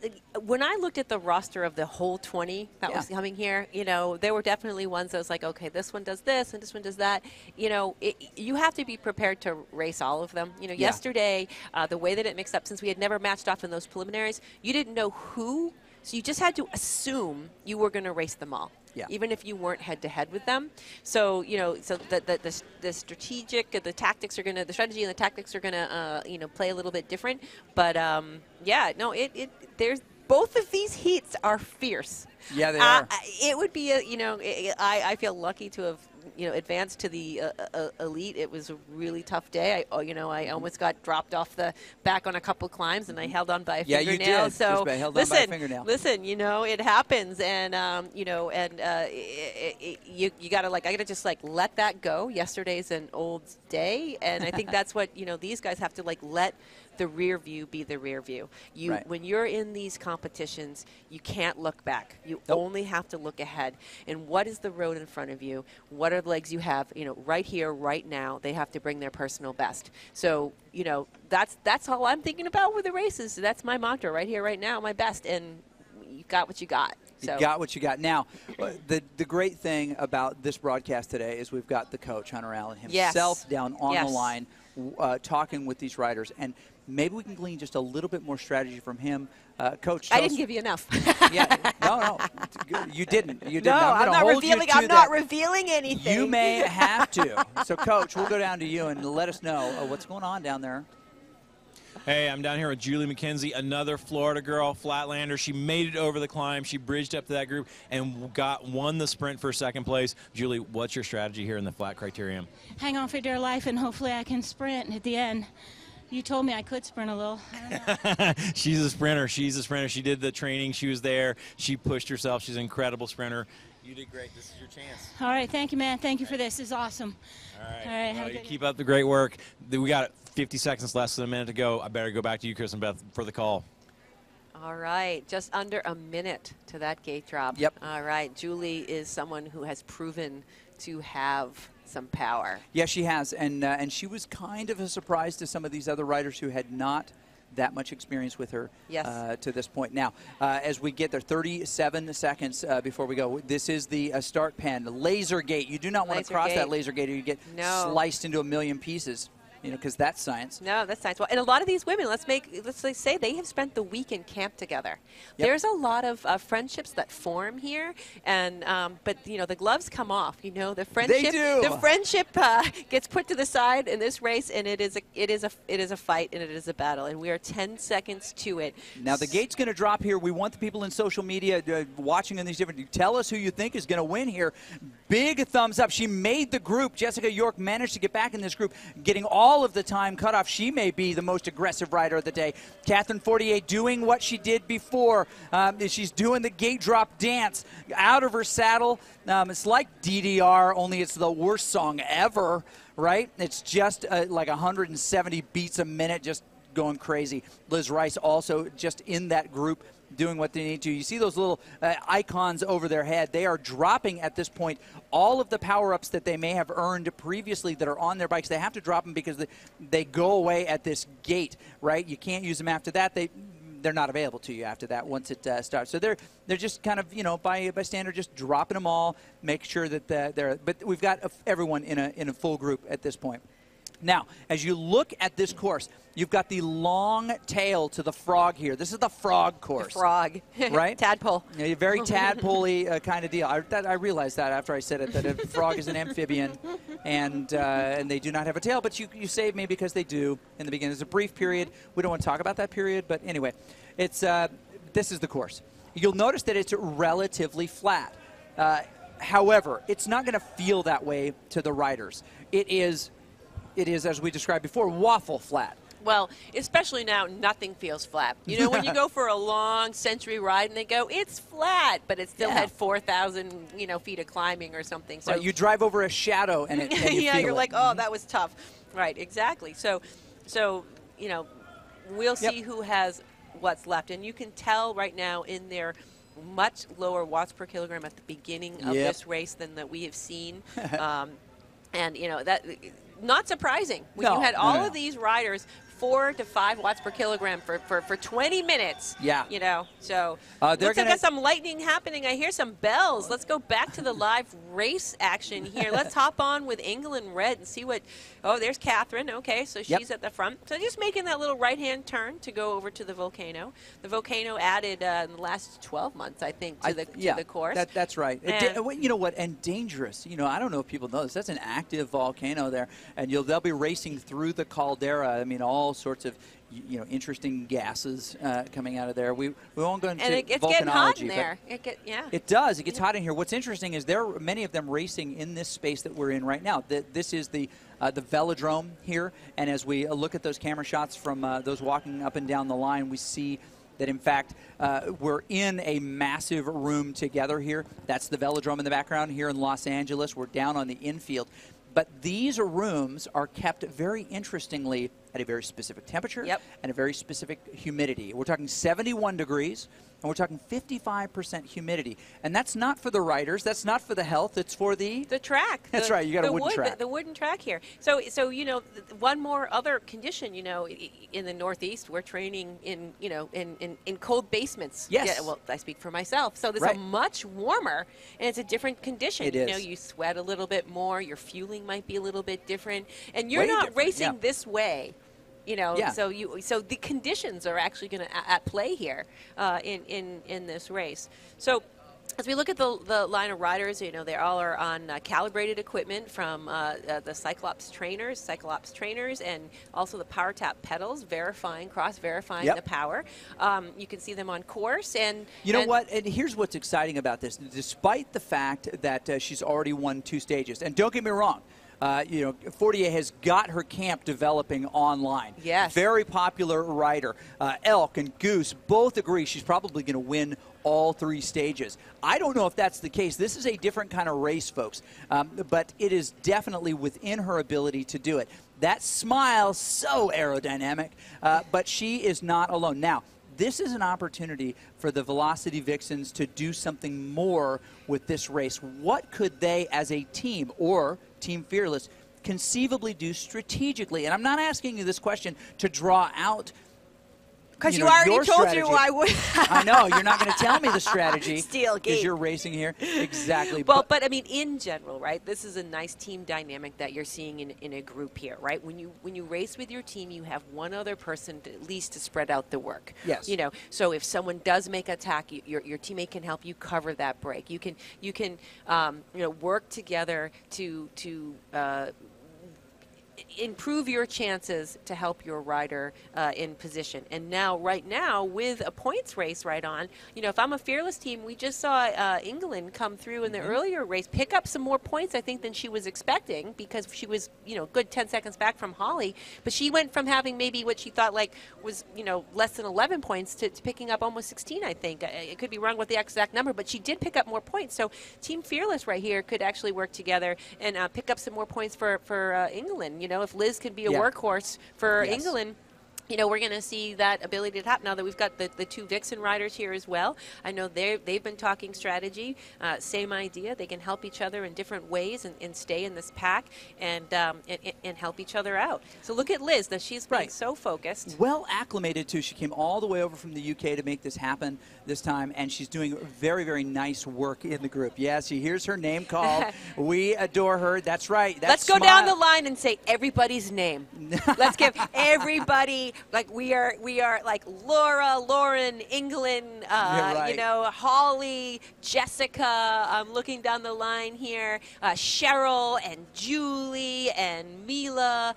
Everybody. I want you to hear your name, and I want you to heed the call. That's and put that smile on your face. Drop that smile power up. Yep. And keep it on your face for the 3 laps here. So there are right. only a couple spots where we might see some animation, Chris. Where do you think we're going to see So we're those? on the flattest part of the course. This is the lowest part of the course right now. And it is truly the flattest part of the course. In a moment, we're going to come up and around. You'll see it just ahead of them, that yellow.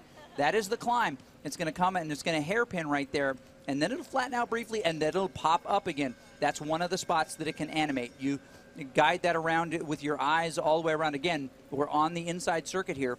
You'll notice that once you get inside the caldera, there's another chunk of yellow there right before the finish line. And we're coming up to one of those yellows now. Let's try to drop back into the course. Let's hop on Cheryl or Lauren here if we can kind of see where they are, because we might see some separation coming as we come around this corner here. Now, this is the opening of 3 laps, and we have predicted that because of the fatigue, we're probably not going to see a lot of fireworks right here, but somebody could get trimmed, and that's never much fun. And Conway at the front, right on the wheel of 48, trying to make sure she stays near that front, and she's going to be able to do it. McMurdy trying to get back to the front again, where she's been many times. She's been super strong. I tend to believe that she may actually have the best sprint in her, as long as the hills don't take it out of her. She put in a ton of power right there. But Mackenzie, Mackenzie is one of those that could really take it from her. She's shown that she has a lot of just straight power. Now, off the front, 48 by 1 second. That is not a ton here, but she is putting down the effort. I don't know that she wants to be alone here. Maybe she does. That is not her happy face. Put your happy face back on, 48. There you go. She's like, I'm going to be happy when I have a gap, it appears. So that, my goodness. Yeah, 2 seconds, 3 seconds, 3 seconds on Liz. So she is opening up a little bit. Now, I don't know, Chris, is this a little early? It's probably a little bit early, but maybe she wanted everyone to notice her orange jersey. Now, in the game, if you achieve something special, you are a jersey holder. You're the only person in the game that gets to wear that jersey until someone else takes it away from you or you leave the game. Right. What does that orange jersey mean? She has the fastest time on a segment, and with the orange one, this is looks like the reverse. That's the reverse. So it's Hilly. the previous race. She ended up with the fastest time in of the women for this hour. For this hour. That's right. She'll hold it for a complete hour, or until someone takes it away from her, and you don't have a choice. If you're the fastest, boom, you got a new jersey. You know, when I didn't know the game and that first happened to me, I said, "What the heck happened?" And then I've never had it happen. Yeah, I don't mine believe must that. be broken. I don't believe that. Well, in the very beginning, when there were 10 of us on the island, yes, I got a couple of that. But I had to wait until 4 a.m. when no one else was on. Oh, stop. Yeah. So, well, all right, here's Holly looking serious. And Red, she's looking serious too. So, 48 1 second up from Liz Rice right now. Mackenzie right there. red in it, Muldoon. And again, Cheryl Muldoon shout doing an amazing out to job. Cheryl. Cheryl, you are a fighter. She's got headphones and she's not even listening to us. No, she is in her own zone. And there's a smile, and she's getting a little help there from her teammate to get away. But she is proving that she has the heart of a vixen. Oh, 48 double. No kidding. And so, from the interwebs, Jens Rasmussen saying this is crazy, amazing efforts. Talking about epic efforts, specifically Victor Lundqvist, talking about that Zwift jersey. You're right. Once he got it, he felt like a king, and you should. And she feels like the queen of this stage with that orange. And she got the double, so she also has the polka dot jersey there. So Climber. Yep, and and sometimes you get the split, right? You get the triple jersey. So, oh boy! So now, what probably happened here? Although she has not put out a crazy sprint at any point, so seeing that is the question. But you see the orange and of course the polka dot on her. Whoever had it just above her, she was probably that second place person on that climb, and she got it. That's why we're seeing it now. Thank goodness you don't have to change those jerseys in real life. No. Now Conway taking another little push off the front. Gable just marking, making sure that she's where she needs to be. Coach in ear. Yes, Conway just showing that she's got a little bit more here. She wants to maybe see if she can animate and get a broken group. Now, this is a real advantage. If she can get away or anyone else can get away, you could conceivably make really more money. shake up the point seeds, right? So I know you had done the high level math, right, to determine. But so 48 is going to have to be. They're going to have to put her back in the pack to knock her off the top spot. Yes, they are. So I don't know exactly. She's not going to allow it to happen. There's too much, too many smiles, too much pride at this point. No. 48 is sitting on the front right now. And they're all still together. Jessica has given her salute to the crowd and said, I'm just going to take a different pace. I'll let you guys duke it out.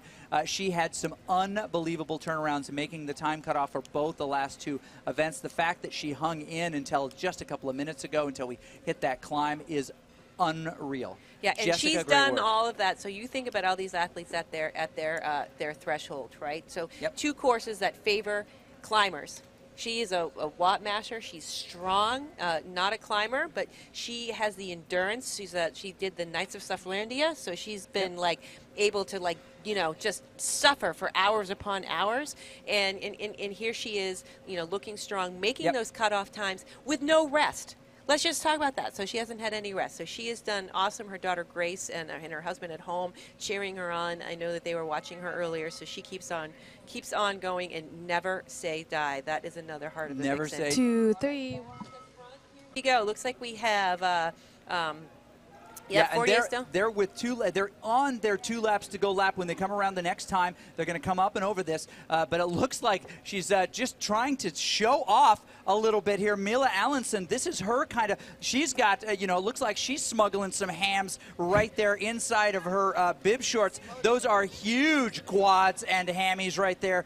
That's exactly right. She just get a little push off the front to try to animate this group. She wants to definitely be at the front of this, and shows that she's got a lot of power. When we don't make these riders go up the hill, right, where tiny little humans that actually can sit on bikes way less, they're tiny little humans, they can climb really fast. When you let the sprinters, folks like Allenson, folks like McKenzie, really show the kind of power that they can put out, it's a different race. It's a different game. It's why we do all 3 of these different courses. That's right, and they all and it's amazing to see what they bring. Again, there were 8 zones around the world. Yep. Global zones. These racers have never maybe raced head-to-head. So Hunter in a moment here is going to go to Muldoon here, but I think we're going to wait until after this big kick. This is a moment of excitement here. We're looking at Holly Gable right there, doing what she can to stay with Liz Rice, who I am amazed is at the front. They're teammates. They just did a slingshot around there,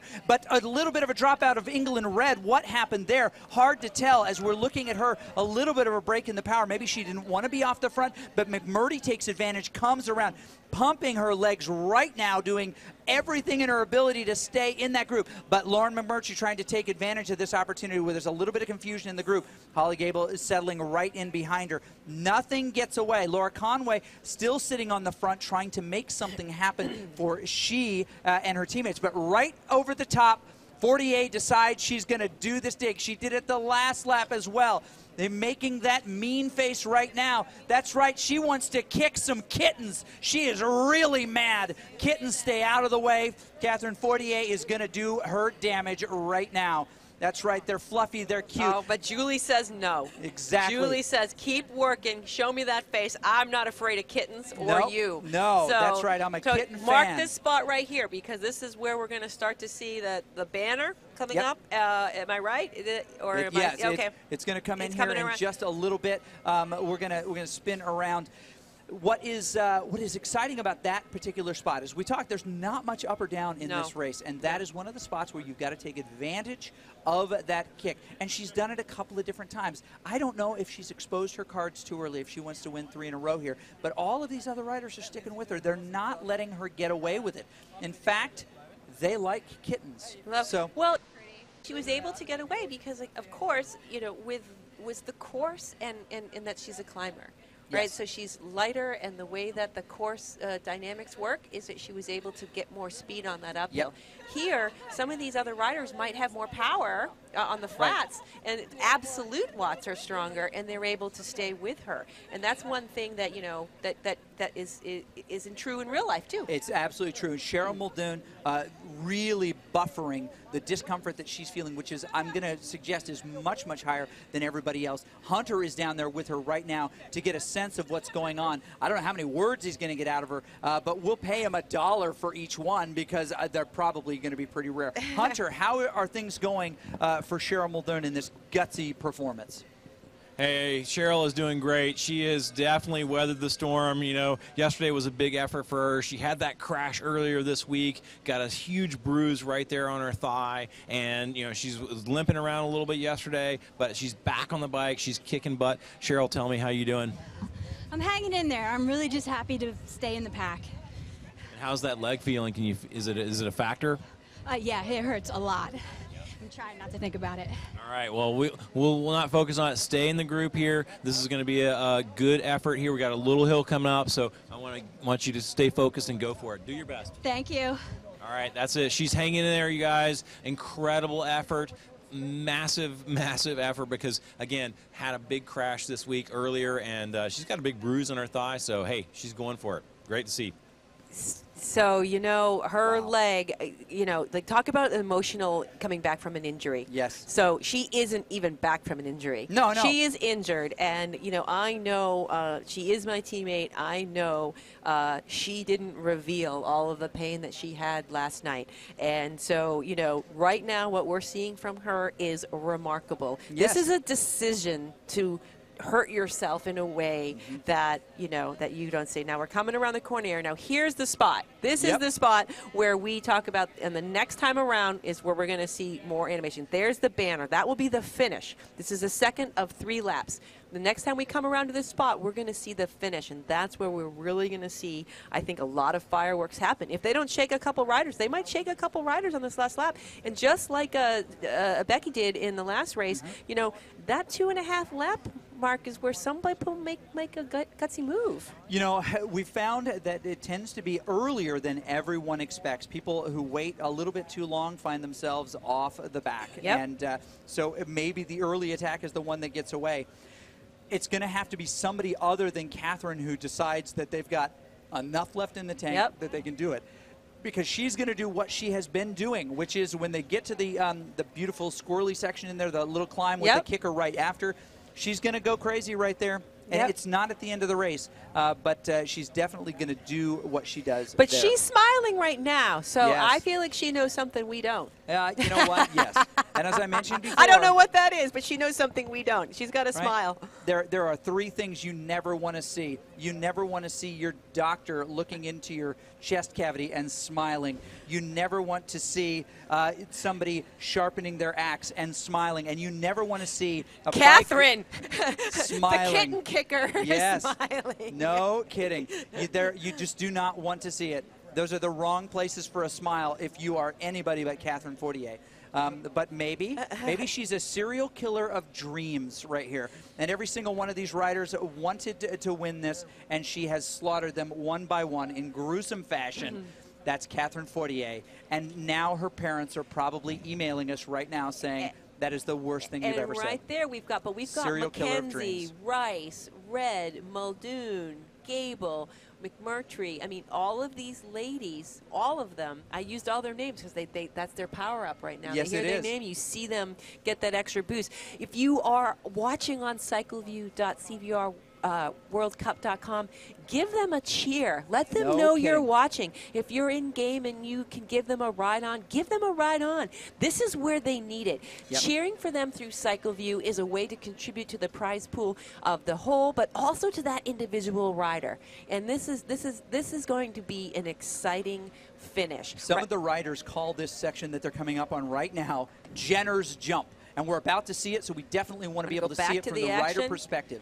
But Jenner's Jump is this tiny little hill, which usually ends Andy Jenner off the back. But they're going to push a little bit harder here, and Rice again at the front, trying not to get overtaken. England Red just doing what she did before, but a little bit of a delay on hers as well. Maybe she didn't want to be at the front. No, Liz is helping her out. Oh, this is what we she's have a doing move right now. McMurtry and, of course, Fortier right there on the front. We could have a separation in the group, and there's a very real possibility. They're trying to get it, but 48 says, I have the yellow or orange jersey. I'm going to come to the front, and Conway comes right on her wheel. Now, here's where she tends to kick it up right here.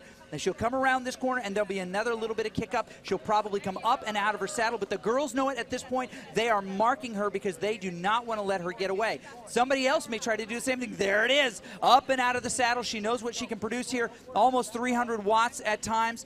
She is putting all the power she has into those pedals and gets a tiny bit of a gap, but not enough to cause a second because Mackenzie is right on her wheel. Conway just after her. Not in the mix at this point is Red or Gable. They are too far back. They need to close this gap. You could have a real break here, ladies.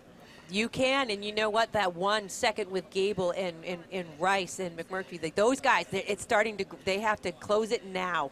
They have to work together. Those two fearless riders together right now need to work together and close that gap. And they might bring Holly along with her, but that's okay. They've got to get Red up there. So Liz doing her job to close that down, and she did. She did. That was a nice. All the evil designs of all of the other riders to somehow get Catherine Fortier off the back failed miserably. She is dictating this race right now. She's giving it the way she wants to, and she's gone off the front again. Not content with sticking with these riders. She does not want to get caught. Liz Rice chasing her with all she's got, the gutsy, fearless rider, trying to pull her back. Mackenzie just behind her. Gable managed to catch that group, but now is there any chance that she could get away? I don't think so. It looks like just a few meters, but 4 meters can feel like an eternity. Oh, yeah. Oh, yeah. And, you know, here's the thing, too. I think that Catherine knows that she's that climbing specialist. She can put down the watts for a long time, but I don't know if she has a sprint. So I would be, if I was Catherine, I'd be so afraid of Mackenzie. I'd be afraid of Holly because we haven't seen her sprint. I'd be afraid of that. So now she's burning candles right now. Fortier is burning candles right now, and she's trying to get off the front, but they're not going to let her do it. She needs to just kind of get in a better position. But Julie Mackenzie may be trying to take advantage of this. Her watts aren't high enough. This is not a real attack. This is a catch-up, leapfrog that often happens. That would have been a great time to go right after Fortier was on the front and couldn't respond. They need to throw counter attacks over the top there. It looks like we have one. Who could it be on the front? It won't surprise you in the least. Cheryl and Conway trying to dig on the front here. Cheryl, I'm so impressed. As tough as this has been, she sits in the group still, not able to let those guys knock her off the back. It's Conway off the front. 1 second. Oh, and Holly's coming back. Holly's coming back now. Who do you think the finish? Okay, who do you think? Who's gonna go? I think Gable probably doesn't have the sprint. Fortier is probably going to uncork this beast right now. It is a 10-gallon tankard of pain. All right, here we go. Oh my gosh, we've got Red. We've got Fortier. Is she going to make it around Liz right there? And Mackenzie, is she going to come around the front? Sometimes you don't know, but we've got Red in the lead, and she's leading it out, followed by Catherine. Look at Catherine's face. Does she have anything less? Red 6.8, 7.8. She is going to take it, but wait, here comes Mackenzie. No way, 8.2. Is she going to do it? Oh my God, Catherine isn't, but Mackenzie comes around Red. It's too close to call. Oh, let's see. Oh, my gosh. So Julie came up around the side. Like right now we're looking at red. I didn't see. I was far back. It looked like they came across. If whoever came, it was a Red or Mackenzie, it would have been by like an inch. But Catherine did not have the sprinting legs and you know, all of that work that Liz did for Red. That was the team dynamic right there, protecting, making sure that England had the legs left for the sprint, let her take this stage. That was the team dynamics that we were going to see. We saw it. Team Fearless played that right and said, no, Catherine, you are not taking the hat trick. So that is a big point of satisfaction. Cheryl Muldoon right there that you see on the screen completes all 3 stages. Super proud of her. The emotional ups and downs for this week for her has been the highs and lows. There's Liz doing it for her team. Yes, she was right there that whole time, and she also is a strong Wattmaster. She's been riding for a long time, racing for a long time, very experienced on Zwift here at CVR World Cup as well, you know, in other race series as well. Julie McKenzie saying, I'm going to come. She dropped power. Like, you know, we saw her power coming up on the climb. We knew she had it, and she took it away. She took it away as well, actually coming in, it was so close, first or second. It's hard to tell. I think it was second, but she took more points away from Catherine and showed the power that she still had left. Day 2 at the end of 3 stages. New respect for those in the field for her. Very cool. Yes, what I find so exciting about that, and Hunter is preparing for us right now on the track. What I find so exciting about that is that it went for Catherine Fortier from dream come true to nightmare. Right now, she's still going to win. We'll tabulate the points here in just a second, but I cannot see anyone who can. You know, pool together enough chips to push all in with Catherine Fortier. So she wins the day. She would have. It would have been icing on the cake to win all 3 stages, but you know, that was, and she knew what she brought to the table, which wasn't a sprint. So we saw her trying to do those breakaways, but the group brought it back and wouldn't let her get away and took it away from her at the sprint. It's so true. All right, we're going to go down to our guy. That would be Hunter Allen, the coach on the course right now, just to get a little bit of rider perspective. Hey, I'm down here with England. England, wow, what a sprint. I did not expect that from you. Tell me about it. That was exciting. I was just ramping up, keeping the wheels of the other ones. And then I had some amazing coaching from Greg telling me where to go, where to make my effort. And I just, at the end there, I just went all in. She went all in. England from Norway. She came to the training camp. She was here all this past week. Greg was coaching her at the training camp, helping her there, and then sitting beside her, and now you did it. I mean, what a great win. Incredible improvement. How are you feeling? Amazing.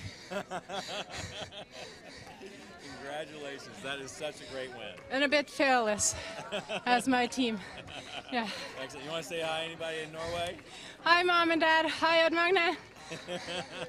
All right, there she is, the winner of Stage 3, an incredible sprint finish. Perfect timing, right? And that's the thing. It's all about timing. In the sprint finish, you got to know exactly when to go, and she nailed it. It was really, really well done.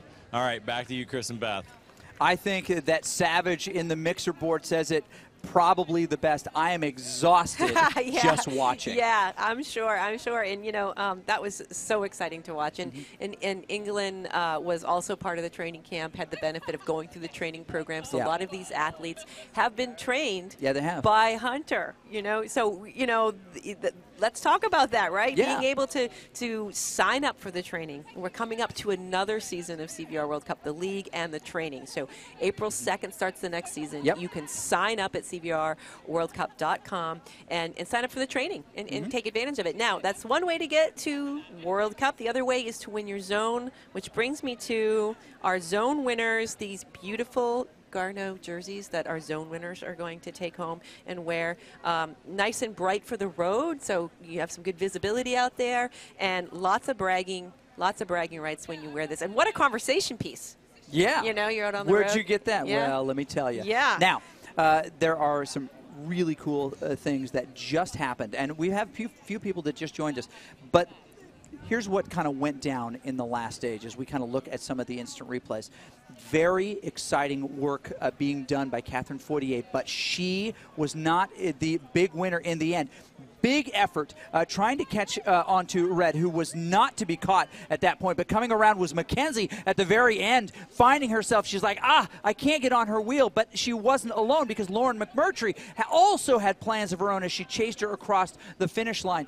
She did, Catherine Fortier, manage to just edge by, look at that, 2/100ths of a second or something ridiculous crazy. like that. Yep. Unbelievable. It was really, really impressive. Very exciting to see that in the mix. Now, we've got 2 more races coming up, and these are for the big money. Now, every one of these racers was able to win some money in this.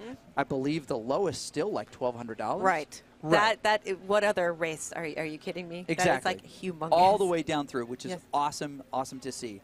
But these races are going to have some bigger prize pools. There's 70-some thousand. Well, I haven't seen the updated total. As people continue to give cheers and contribute to this growing prize pool, it's been amazing. You, of course, can do that over on cycleview.cvrworldcup.com. And you can cheer for the riders. You can watch the riders you want. You can, in the women's race coming up here in just a little bit, the women's elite race, you can choose the riders. You can have Beth York on your camera. You can have the telemetry, and you can cheer for any one of them. It pops up on their screen, which is amazing. Yes. Which is amazing. Yes, it So makes a difference. It makes does. a difference. It does. Yes, I did say my dad gave me a cheer yesterday, and it meant the world to me. So, you know, my 80-something-year-old dad getting on the interwebs. Yes, and you were a little bit neglect. You would tell us about it. And it's like, my father. I know, and then my dad. But you know, but it is so cool. So even if you see the family members here, right? You see the spouses, you see the kids, you see So there are people watching here in the venue. There are people watching at home, and it's so nice to bring racing like that forward for people to see, and it is exciting, and we're getting all these new viewers that are like, wait a minute, what? So some people are seeing this for the first time, but we do have some highlights. So what's going to happen in men's elites? Before that, Hunter is down there with Mila Allenson. Oh, nice. Yes, and okay, I want to just give Mila. a quick interview for her. Step up. All right, hey everybody, I'm down here with Mila, and you did a great effort today. That was tough. It was very tough. It was very, very tough. Yeah. How did it go in the Criterium there at the finish? Good. I was definitely fatigued by the end of that, but you just give it everything that you can and hope for the best. And so had my little guy. Yeah, tell me about your coach here. You have an incredible coach here. So, what did you do, coach? Yelled at her. Yeah, he's watching my heart rate, and he definitely pushed me on the climbs, telling me get out of the saddle, push on the climbs, don't fall off the back, get on that wheel, stay on that wheel, don't go off the front, all of those things. So that's great. And you're a racer too? Yeah. Oh. I race road, I race mountain bike. I'm probably going to be racing track. What did you get yesterday? Yesterday I got a specialized track bike. Yep. Whoa. So we're going to be spending a lot of time here. That's great, and we got to get him inside here. We're going to have him on CVR. He is. Well, he does Zwift, so that's his training at home when he can't be out on the road. So we've got a power trainer at home, and we both train together and push each other. Wow, that is so cool. That is so great. Well, congratulations. What a great thing to do as a family. So that's great. It keeps us all in shape and fit and pushing each other. So. Wow. How cool is that, you guys? That is such a great story, and we're having fun down here. We're about to do the big switcheroo and get ready for the next event. Back to you.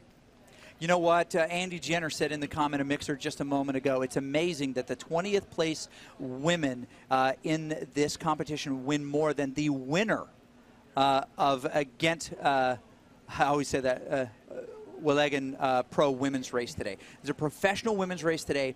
The winner does not win as much as they're winning here. The winner, first place winner, doesn't win as much as the 20th place winner today. And that, of course, is eSports. Yes, that is eSports. That right? is eSports. Exactly. It's mind-blowing. It's mind-blowing. That there are more people watching today than probably will be along the path of that race for the pro women's. It's a changing time, ladies and gentlemen, and we've got more races. In fact, 2 elite races coming up today that you are not going to want to miss, and I promise you're not going to want to miss them. Here is what you need to know. We're in just a moment going to show you the highlights of yesterday's men's heats and give you a little bit of a taste of who these folks are. Then get yourself some lunch, refresh. Some of you need to shower. I'm just going to say that. It's out there. Not you. Not you. Step away not from the them, desk. although they may have to. I'm talking to you, Mixer. Come on. A little personal hygiene. But what we'll give you a taste of is the riders that are going to be part of this upcoming race in the men's. And then after the men's, we'll again show those highlights of the women. Yep. So make sure that if you're not following, click that follow button right now. Click that like button on Facebook, or just stay tuned in. And because you're not going to want to miss it. That is going to be an unbelievable event. We saw so many fireworks and well, let's show them the fireworks that they saw. Here we are. Now, this is a little bit of what happened yesterday in these men's races. Mathieu Drujean, all the way from France, one of the odds-on favorites to win this. We will see today. And when the gate dropped, of course, we had Casey Shum in there as well. Now, he is well known in the virtual cycling community. Dan Netzer, a little bit of an unknown. Tim Norris, who we saw a little earlier, also in that group. And again, Stefanov. But Eric freaking Sorensen. That's right, he's got a new middle name, and you'll see why in just a minute. That was a guy that won his zone to come into this, but did not have a lot of eyes on him. After that, he is not going to get away with anything, and you'll see why. Dan Netzer, another strong performer as he participated in this. But Shum, from the very start, kicking it off and making sure that he got that gate drop hop, as we talked about. He was just on it. He anticipated every move. He never got caught. Very savvy, very smart, very good rider. And Mathieu Drujean, a couple times on one of the climbs, big attack. He was the one that everyone was marking, right? And, right. And Casey was just like. Casey was a little jealous, frankly. He said, you know what, you guys should be marking me. I know this guy's a French professional and everything, but I'm Casey freaking Shum. That's a very common middle name here. It's a very popular middle name. But you know what was so exciting about that race was Sorensen taking off at the end.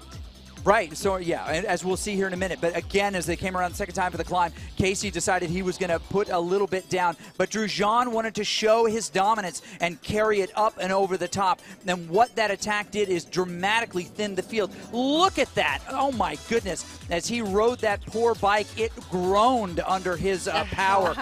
Dan Netzer did a great job of marking those riders all day long, staying in the group with them and not letting them get too far away. That is something that he was able to use in this Watopia Hilly forward a number of times to keep himself in. Casey Shum smiling. That smile has been dangerous all weekend. Yeah. It tells you a lot. Dan, maybe not enough smiling. A big punch right before the end was going to settle this for this men's heat. And it was from a guy that no one expected. Eric Sorensen saw his opportunity, and when it came, he did not disappoint. He decided he was going to take control of this race and not let Mathieu Drujean or Casey Shum take it away. And they didn't know how to respond. And when he attacked, he released the Kraken on that hill and found himself away. They looked at each other. Who's this team draft rider? I don't know. Gavin Arbor decided he wasn't going to chase him back. And Eric Sorensen with that pain face, my goodness, you can't see it here, but he shoots lasers out of those eyes. He found himself a first across the line and then a whole bunch of who dat? Yeah. Who that guy, right? Yeah. And Casey Shum thought he was going to be able to get the sprint. Look at that kick right there. But Mathieu Drujean comes around, slaps him on the hiney at the very end here and says, you cannot have this, bad boy. You're a bad boy. Casey Shum did not take that second spot. But 3 is good enough to get you into the race. Dan Netzer finds himself in that 4th place. But 2 who were on the bubble, Soren Bay and Gavin Arbor, would have to wait until the results of the next race to find out. So let's show you how that sucker went down right here. So Casey Shum safely in that. Mike Davis with designs of showing his home state, California, how this was going to go. Bill Gross as well. Greg, 23 seconds. 23-second Greg, as he's known. Matthew Gardner does what he needs to get out of the saddle, jump this thing, and gets down the dock. Enjoy your ride. How about maybe not? It's going to be a little bit of pain. And Kim Little as well. They wanted to animate this thing from the beginning. While a group of 10 is nice to ride in, a group of 3 or 4 or 5 is much nicer to race in. Now, these riders knew coming in that there was a very specific time for the cutoff of those 2 extra positions. 4 riders would automatically advance, and the next 2 fastest riders, Gavin Arbor and Soren Bay, watching, dejected, certain that they were not going to make it in. They had to take one of those 4 spots, but they were watching intently. Mike Davis with some early animation. Sadeo Akebi, as we know, trying to get back into that group, but an early break by Adam Zimmerman, by our guy Lionel Sanders, yep, Lionel and Sanders. Matt Gardner. Those were the 3 Yep. throughout that race that really duked it out. And Kim Little found himself separated off the back and had to time trial, something he doesn't do very much. But then a big savvy attack on the climb, exactly where we would expect it. Matthew Gardner shows his dominance and why we got to pay attention to him this evening. Yes. He knows how to climb, and he's going to be able to do it. But more than that, he knows how to sprint. He looks like a bulldog in a skin suit. But there was one man who just peers through his eyeballs, right? His eyebrows, in fact. He's a T-1000. That's right. He's a Terminator from the future. Lionel Sanders, here to kill Sarah Connor, but he's going to race some triathlons. He was second in Kona. Kim Little trying to catch on at the end, but unable to do so. He spent quite a bit of time with Akebi, who just took that last race, so you know he's strong. But coming over the top of this climb for the last time, Lionel Sanders looks over his imaginary shoulder and goes for it. So much water needed in this space right now. Look at the exhaustion on Zimmerman's face. I think a lot of people were surprised to see him in there so long. Those are 2 really, really strong world-class guys. As I mentioned, Lionel Sanders, who we're going to see in a minute, was a second place in Ironman Kona this year. And he did all of his training on Zwift. On Zwift. Yep. At yesterday's race, he told me that was the first time he's ever used a smart trainer, controllable trainer. Smart trainer, and he loves it. He's totally so he into it. is sold on the Cyclops experience. Now, as they came around again, Lionel Sanders wanted to give a little bit of a kick here, and but he was not alone. It was Adam Zimmerman who wanted that piece. Matthew Gardner comes across the line first because of a cagey move on that final climb, but he gets the high fives all around, and Adam Zimmerman comes into that second spot. Lionel Sanders content with a third spot, which gets him into that spot. Kim Little in 4th place, and Sadeo Akebi. So what about Gavin Arbor, and what about Soren Bay? What would they find at the conclusion of this race? Well, you know, the time cutoffs that they would also be. Yes. So they it were is the never 2. the way you want to find out you're in a final. Wait to see how other people do. But because they stayed with that group, the majority of their race, their time was just faster, which proves the point that that's exactly why you have to stay in the group. It's never hard. over. Yes, it's never over. It's never over. It's never over. So we're going to have the men's elite final that starts at 1:30 local time. Yes. And we have a countdown clock up so everyone will be able to not miss it. At that time when we come back too, I think it's around the same time we'll be giving out the awards. So we'll make sure that we show you the podium and all of our winners. They're 1 through 10 from the performance ladies race. You know, please, you know, go ahead and watch on CycleView. Yep. Watch your favorite rider, because it is impossible for us to call every name. We're chasing and bouncing around. But you have a favorite, you can just use that pull-down menu and you can watch your favorite rider, see where they are in the race, cheer with them, communicate directly with them, and let them know that you're watching. You know what? I've noticed something here, and maybe we need to work this into the next one, which, by the way, is in June. Which you could qualify for either by racing in CVR League, which is free, or training. You can get Taylor to train you specifically for this. And a number of the racers who are here today went that route. But you could be with us in Vancouver, British Columbia. That's Canada, for those of you who did not really pay attention in school. Right, not Canada. Thanks a lot, Mixer. But you could be in that race. You could come up and join us in that. But you know what I think they need to do? No one can cheer for us right now, Beth. We don't get a little, you're doing a nice job. In fact, I want a little blue thing and a little thing and a... Exactly. Yeah. That's what I want too. Anyway, so thank you for hanging out with us. We're going to be back in just a little bit, less than an hour. This thing kicks off, and it is going to, I think, be the most exciting part of the day. We're excited to bring it to you. We're thrilled that Ceres and Cyclops and Power Tap and Garneau are all here to support these riders. That Helen's Bike Shop brought all of these. You can't see them here, but so many beautiful bikes in for these riders to use because they're coming from all over the world. So we've always got lots of great support. And, of course, Cyclogen, who's been key in that process as well. All right, now we'll turn it over to the internet. Get something to eat. As we mentioned, Mixer, take a bath or a shower. Clean up a little. And we'll see you back here in 1 hour's time for what is going to be one of the most exciting parts of the day. All right, I'm Beth York, and he's Chris Haskell, and we'll see you in just a few minutes. We're on a journey, and we're going by bike. Bicycles set people free. It starts as kids when bikes set us free to explore the edges of our neighborhood. It continues into adulthood when weekend rides set our minds free from work and worry. It's the reason why still today bikes are at the heart of everything we do. Through our products, we propel bike lovers forward, be it in pursuit of personal enjoyment or peak performance. Through our business approach, we strengthen our community in Madison, Wisconsin, where we design and build the vast majority of our American-made products. Through our advocacy, we promote healthier, happier, bike-smart communities, both locally and nationally. We set out on this journey the day Sarah and Chris combined names to form Ceres. So grab a bike and join us.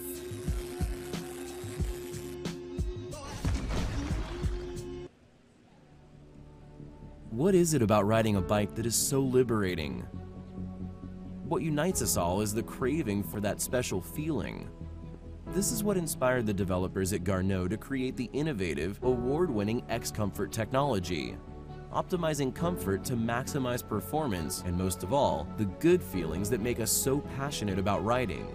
The brand new X-Comfort Zone incorporates an elasticized zone that expands up to 5 millimeters to accommodate B through D+ foot widths. We all pedal in the same way. As you push down, your toes naturally splay. And the dynamic changes that happen inside your shoe as your feet contract and expand under pressure as you ride. The pressure and friction created as the outside of your foot expands over and over against your shoe can create serious and painful hot spots and irritations. The longer you ride, the worse it can become.